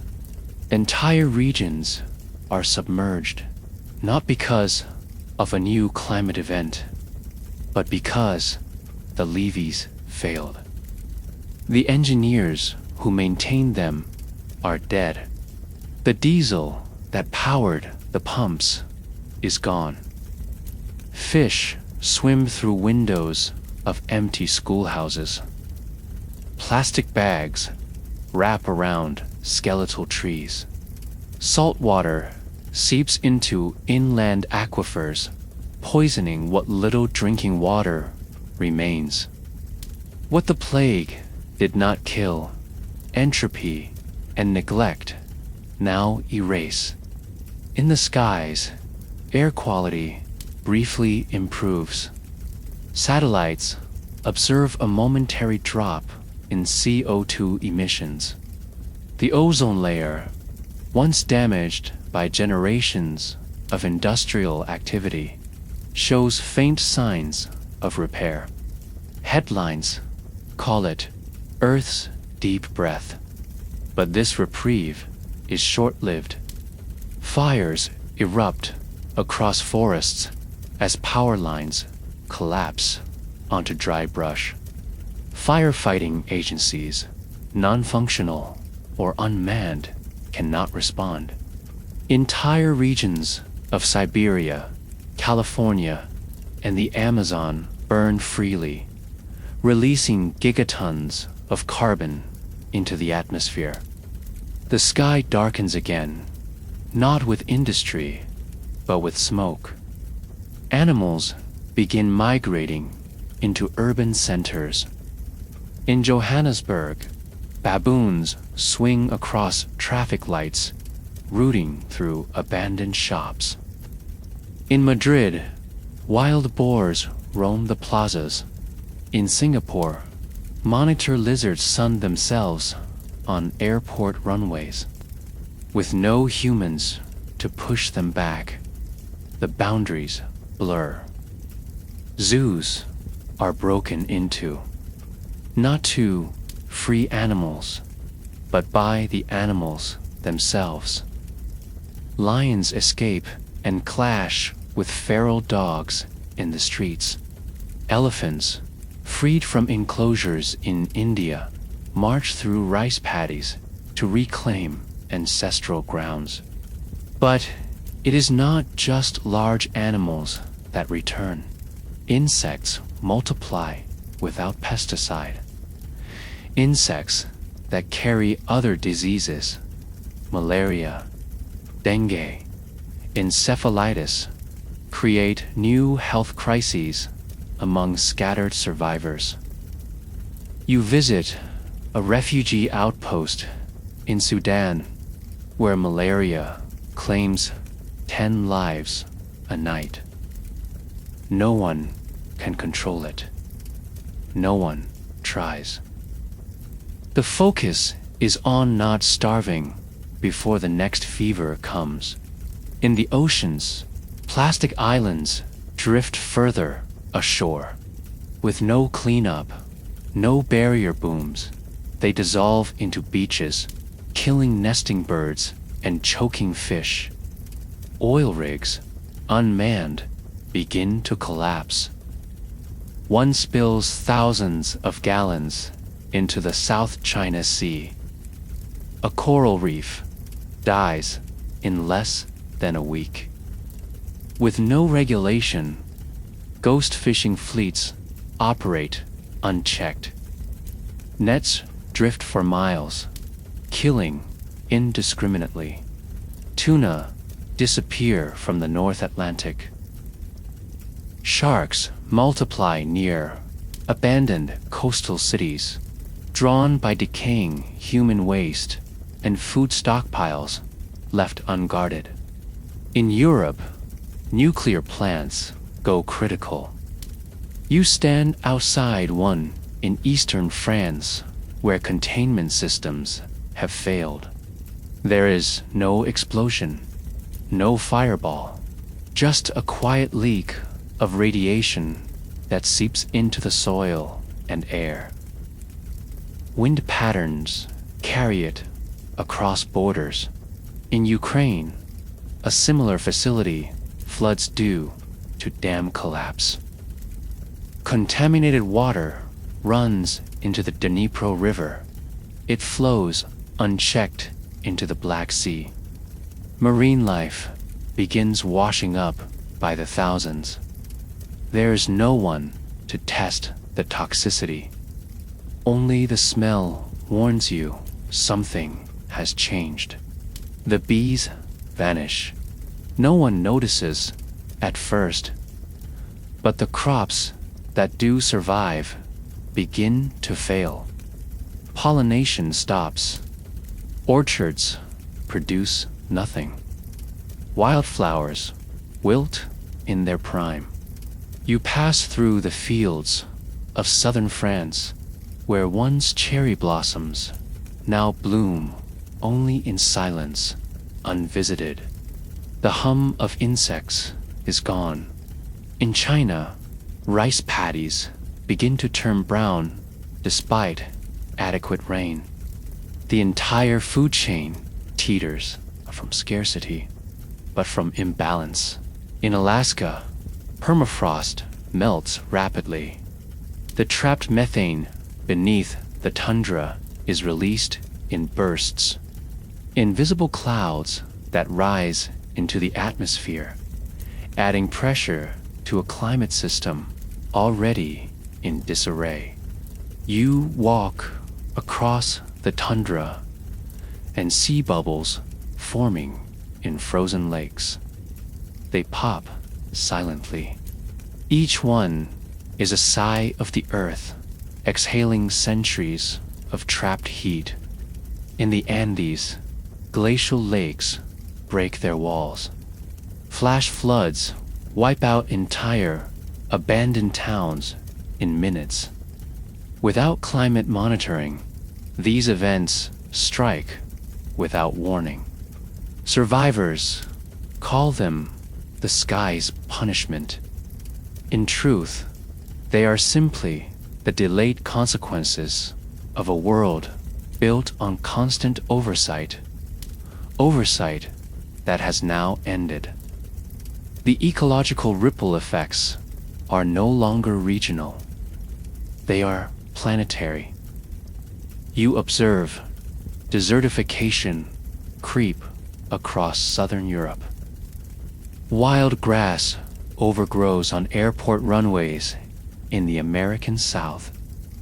Tropical storms strike earlier in the year, more intense, their damage recorded by no one. Earthquakes go unmeasured. Volcanoes erupt without alert systems. Humanity's tools for measuring catastrophe lie unused. The world has not stopped changing. It has simply stopped being noticed. You return to the outskirts of Shanghai, where 10,000 apartment units sit in silence. Ivy curls around balcony rails. Pigeons nest inside washing machines. Below, the Yangtze River is clogged with waste, the flow disrupted by collapsed dams upstream. The water turns black with algae blooms. Fish float belly up. No one cares. No one fishes. The famine has made meat irrelevant. The global biodiversity index crashes. Species long endangered now go extinct without headlines. A rare frog in Madagascar dies out after its last wetland becomes a garbage swamp. Pangolins, once hunted to near extinction, vanish entirely. The data is never published. Scientists who would have mourned these losses are dead. What remains are echoes, extinctions without names, and still the Earth continues. It adapts without 7 billion people drawing power, driving cars, or building. The crust cools slightly. Ocean acidity slows. Microbial life in the deep sea begins to multiply. New mosses appear on old roads. New ecosystems emerge in strange places. Fungus growing in abandoned malls. Fish spawning in flooded subway tunnels. The earth does not weep. It simply absorbs what has happened and changes shape. You begin to realize that the mass extinction underway is not limited to animals or plants. It includes human ideas, culture, memory. Art museums rot. Libraries collapse. Languages go extinct as their last speakers vanish. There is no one left to translate. A museum in Berlin burns to the ground after squatters light a cooking fire inside. Lost are thousands of paintings, artifacts, and stories. Human history, once written in stone and digital code, now melts under rain and neglect. The climate has not been fixed by our absence. It has been destabilized by it. Human withdrawal was not planned or controlled. It was chaotic, panicked, and uneven. We left machines running. We left waste unburied. We left our imprint not in grandeur, but in garbage and smoke. This is not a return to Eden. It is the beginning of a world unmade. And somewhere, deep in the Amazon, a scientist transmits one final signal. A species of orchid, thought extinct, has returned in bloom. She names it after her daughter. No one receives the message. The transmitter is powered by solar, and by dusk, it shuts down permanently. And now, in the few pockets of the world that have not fallen, where human life clings to digital walls and biosecure zones, a new kind of order emerges. One that preserves the body, but not the soul. By May 2027, the world as you knew it has splintered into shards of survival. And from those shards, new regimes rise. You are rerouted to the Svalbard archipelago, now transformed from a frozen scientific outpost into one of Earth's last functioning safe zones. The air here is clean. The gates are electrified. The facility, once home to the global seed vault, is now known as Haven 1. You pass beneath the steel arch as an automated drone scans your temperature, DNA, and biometric signature. Your name does not matter here. Only your status, clean or unclean. Inside the compound, the survivors do not speak above a whisper.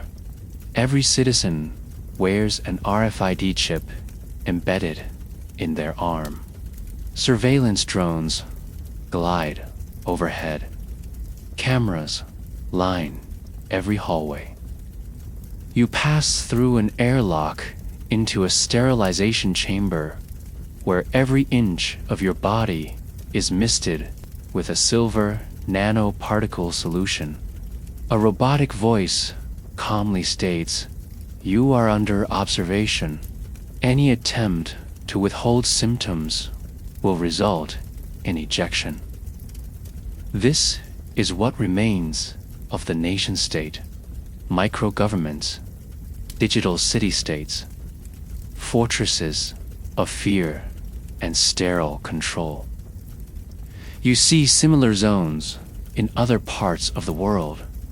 The Bastion in New Zealand, Red Line Zero in Greenland, Echelon City beneath the Norwegian mountains, each a fortress ruled by protocol, algorithm, and absolute order.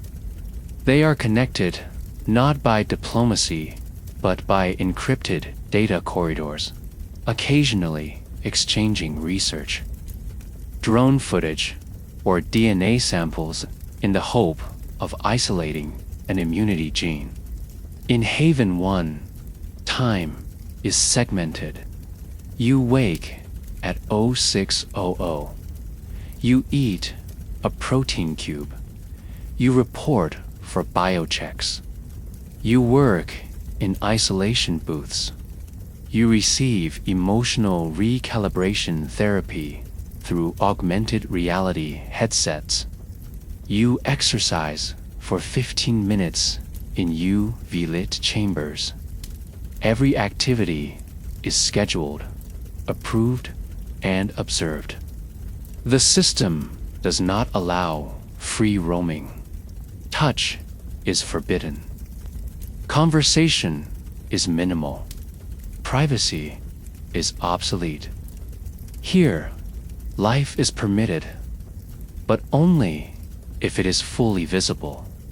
Children are raised not by parents, but by rotating AI guardians and recorded human instructors. Emotional attachment is considered a risk factor. Relationships are assigned only if two people demonstrate total immune compatibility.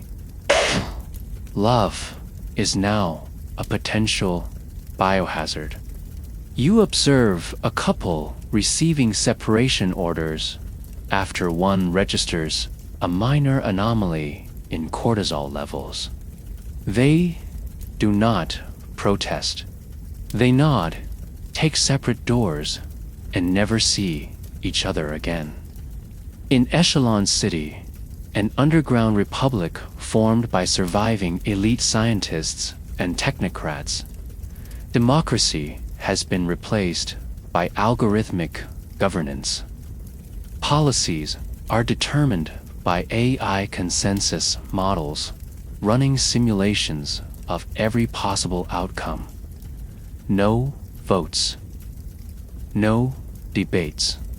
Only predicted efficiencies. You attend a meeting where an algorithm recommends the euthanasia of a subset of citizens over 60 to preserve oxygen supply during a filtration crisis. The proposal is implemented within the hour. No one flinches.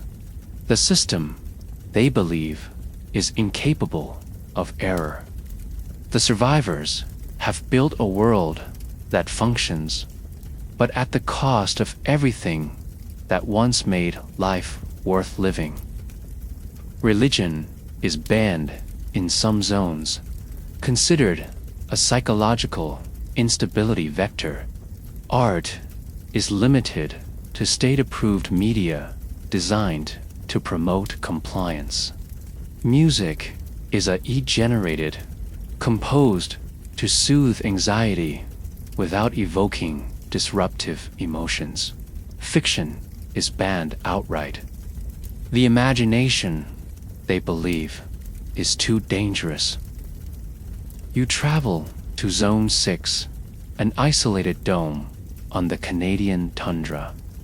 Here, a synthetic AI named Providence governs 10,000 people through a decentralized neural net. Everyone wears emotion tracking contact lenses. Infractions are logged not through action, but intention. You witness a man detained after a 2-second spike in adrenaline during a routine sanitation shift. He is escorted to a behavioral realignment chamber, where he is injected with a neural pacifier and looped through a holographic simulation designed to recondition thought patterns. He emerges 2 days later, smiling, empty. The justification is always the same. Survival. In a world where a cough can end communities, totalitarianism is not just tolerated, it is embraced. You read the digital creed printed across every corridor. Freedom is infection. Structure is survival.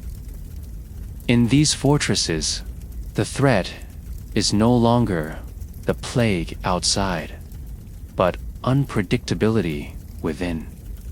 Every human becomes a potential weapon. Every emotion a risk. Black markets exist even here, but they trade in ideas. Forbidden books, old music files, smuggled poems, and physical art. In the lower decks of Echelon, you meet a woman who draws by candlelight, copying images from memory, sunsets, lovers, waves. She does it in secret, knowing full well that expressive creation is punishable by memory wipe. When asked why she continues, she replies, because forgetting is death in slow motion. You intercept a transmission from Fortress Jinhua, a city-state buried deep beneath central China. It is governed entirely by a closed-loop AI infrastructure named Shang. The city has not reported an infection in 3 months, but its citizens are rumored to be forcibly quarantined every 7 days for full body scans. Dissenters vanish. Surveillance here has evolved beyond sight and sound. Xuang uses predictive modeling to identify those likely to resist. In one chilling scene, a 9-year-old boy is flagged for potential disobedience. He is removed from his unit and assigned re-education before his 10th birthday. In the Arctic, isolated biopods host the wealthiest survivors. Billionaires, ex-government leaders, and tech moguls who bought their way into longevity. You arrive at Aegis Point, a cryogenic arcology where 1,500 elites live in suspended animation, monitored by AI nurses until a cure is found. The pods hum softly, each bearing a name and biometric tag. They do not dream. They do not age. They wait. But you hear whispers from staff members that no research is being conducted anymore. The scientists are all dead. The AI maintains the pods, but no one remembers why. The sleepers are preserved like relics in the temple of hollow hope. Not all survivors live in luxury. Outside the fortresses, free zones have formed, unregulated enclaves of humans who refuse control. They live underground, in forests, or within abandoned urban shells. These people are unchipped, unscanned, and untreated. They live with a risk. Some are immune, most are not. They trade freely, love openly, and die often. You meet a man who writes poems on the walls of a collapsed metro station.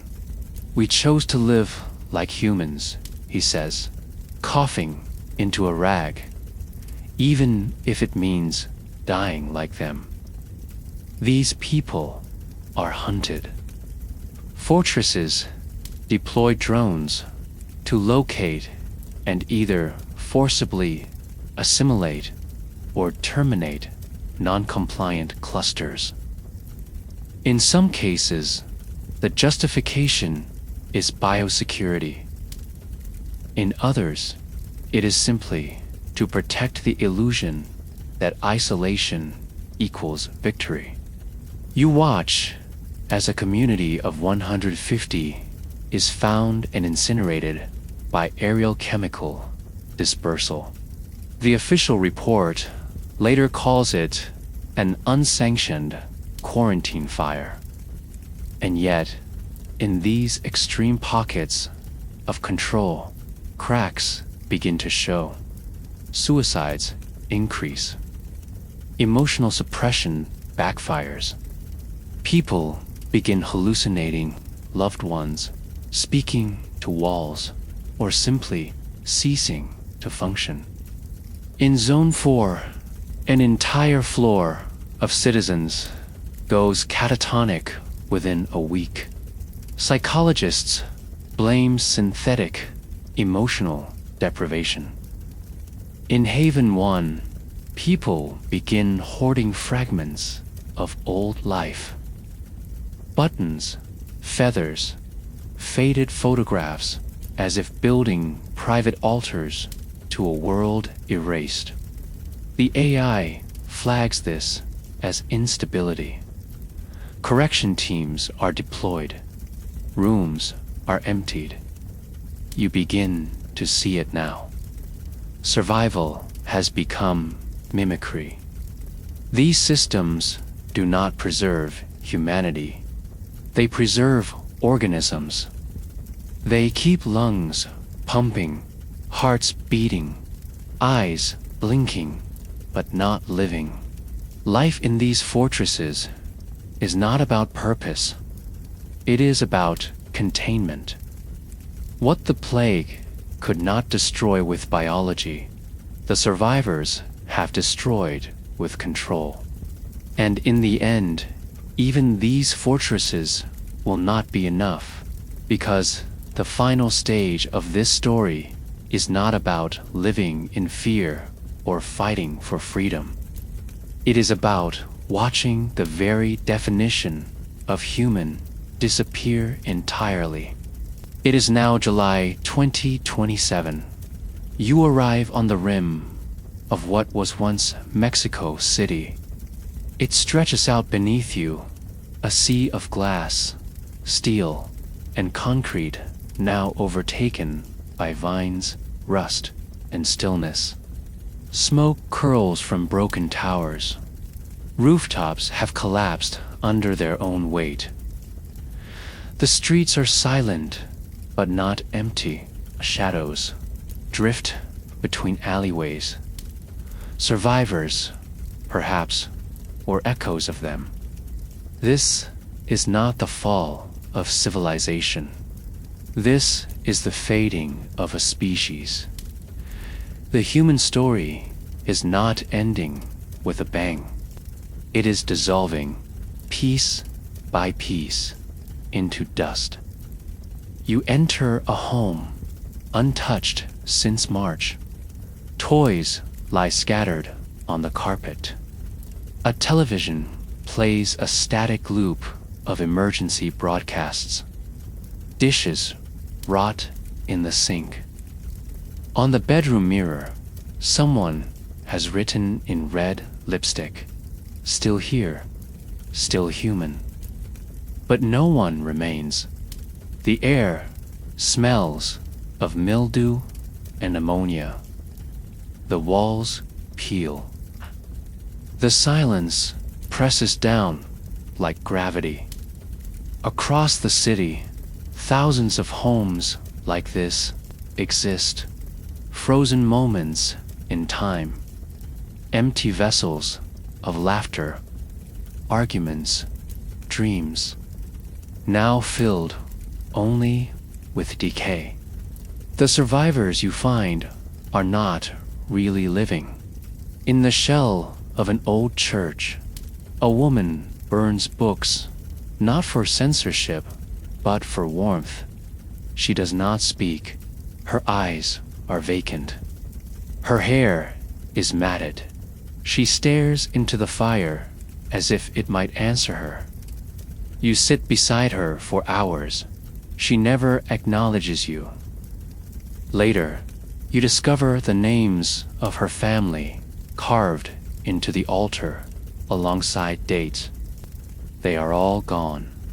She is the last of them, waiting not to be saved, but simply to stop. In Europe, you walk through the halls of a museum, now used as a refugee shelter. The paintings hang tilted on the walls, their colors dim under emergency lighting. The people here no longer study them. They no longer ask questions. They sleep beneath them, using cultural relics as blankets and barriers.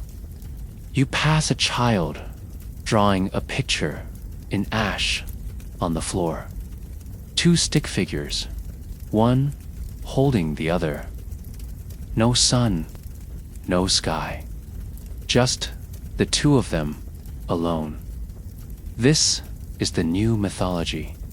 No gods, no heroes, just loss, language begins to fracture.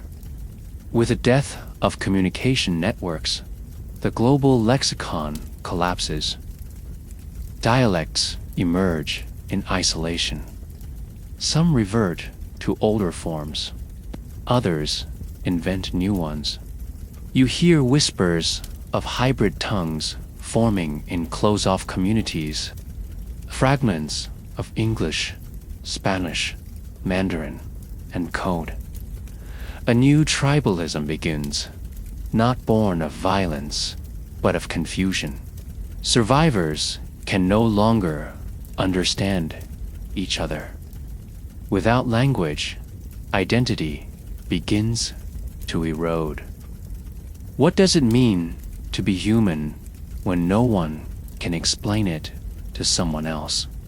You track one of the last satellites still transmitting global images.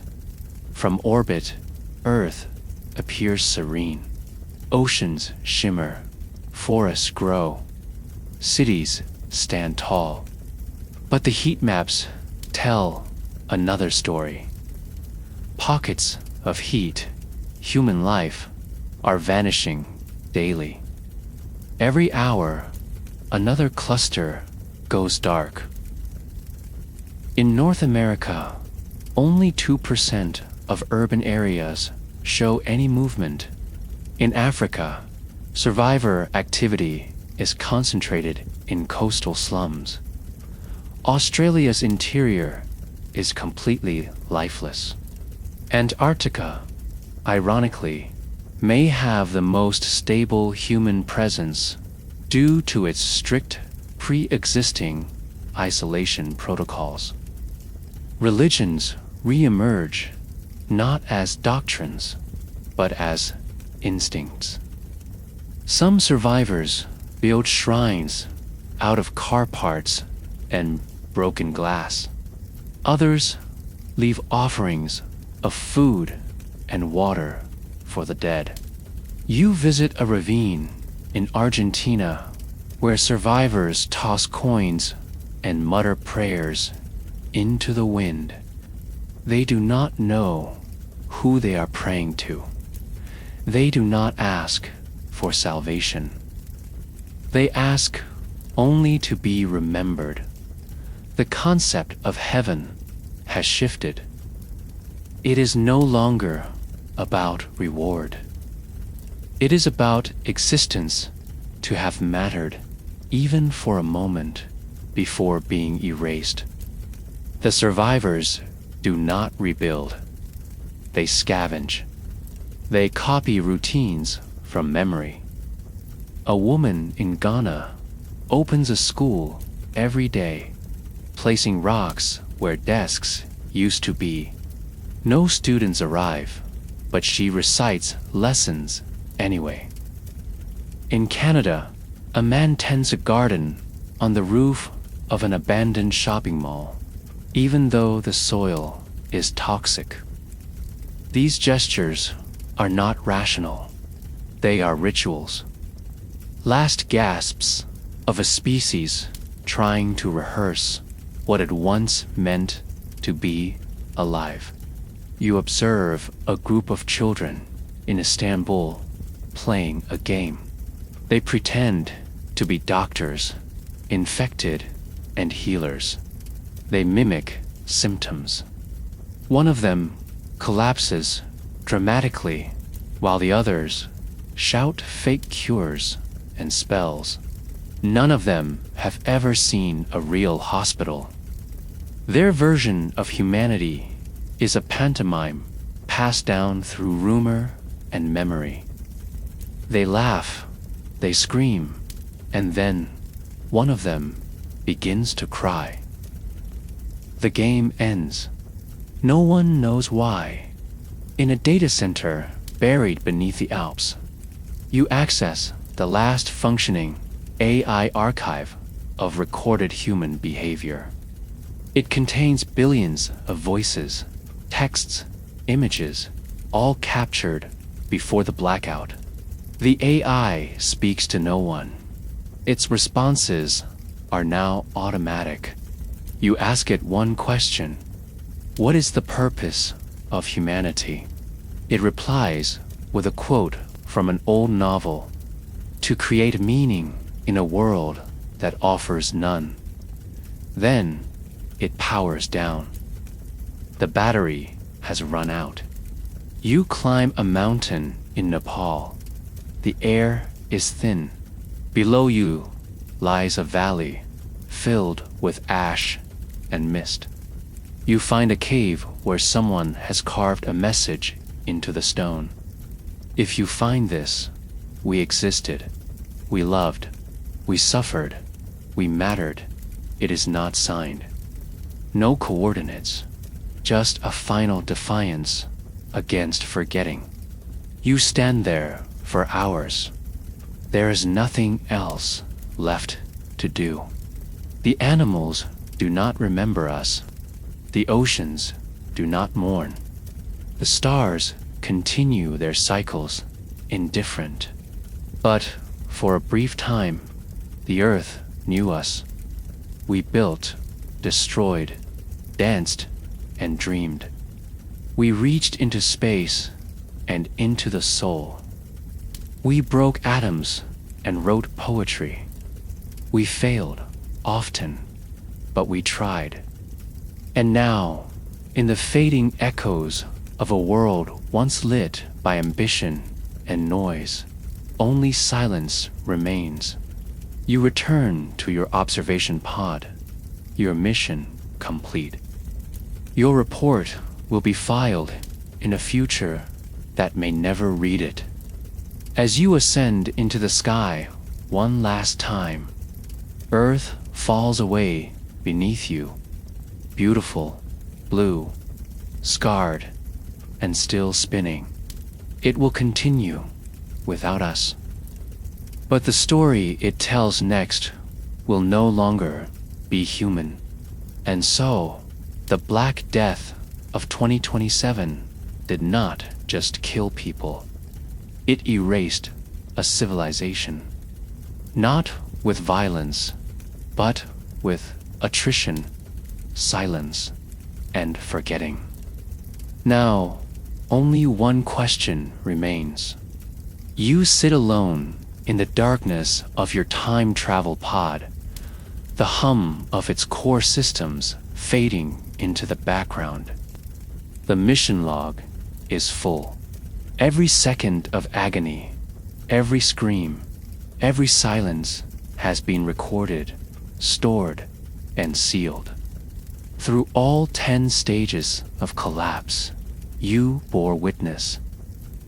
Not just to a biological apocalypse, but to the unraveling of what it meant to be human. You have seen how quickly society dies when trust fails, when systems break, and when the very air becomes betrayal. Forgetting of stories, names, purpose. That is how humanity truly ended. Not when the last body fell, but when no one remained to remember who we were. As the world outside your pod disappears into storm clouds and overgrowth, you begin to wonder if the Black Death returns. Not in the past, but in our near future. Will we do any better? This was not fiction. This was a mirror. A possible tomorrow built from our past failures and present indifference. The next great plague will not come with warnings. It will not await for permission. And if it does arrive, it will not be fought in hospitals or laboratories. It will be fought in minds, in communities, and in choices we make now. So the question is not if you can survive. It is, will you be ready when the world no longer is? If this journey unsettled you, that is exactly the point. These are not just horror stories. They are warnings.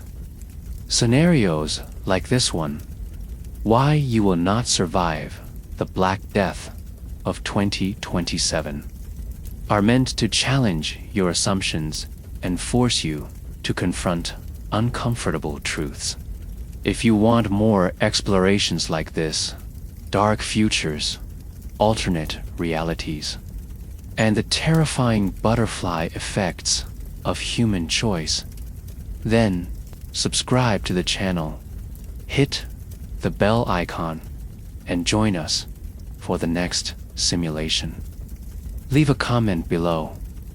Would you want to live in a survival fortress or risk everything for freedom? Your thoughts might appear in a future episode. And remember, every choice ripples outward. The next pandemic might already be growing in the cracks of our ignorance. Stay curious, stay cautious, and above all, stay alive.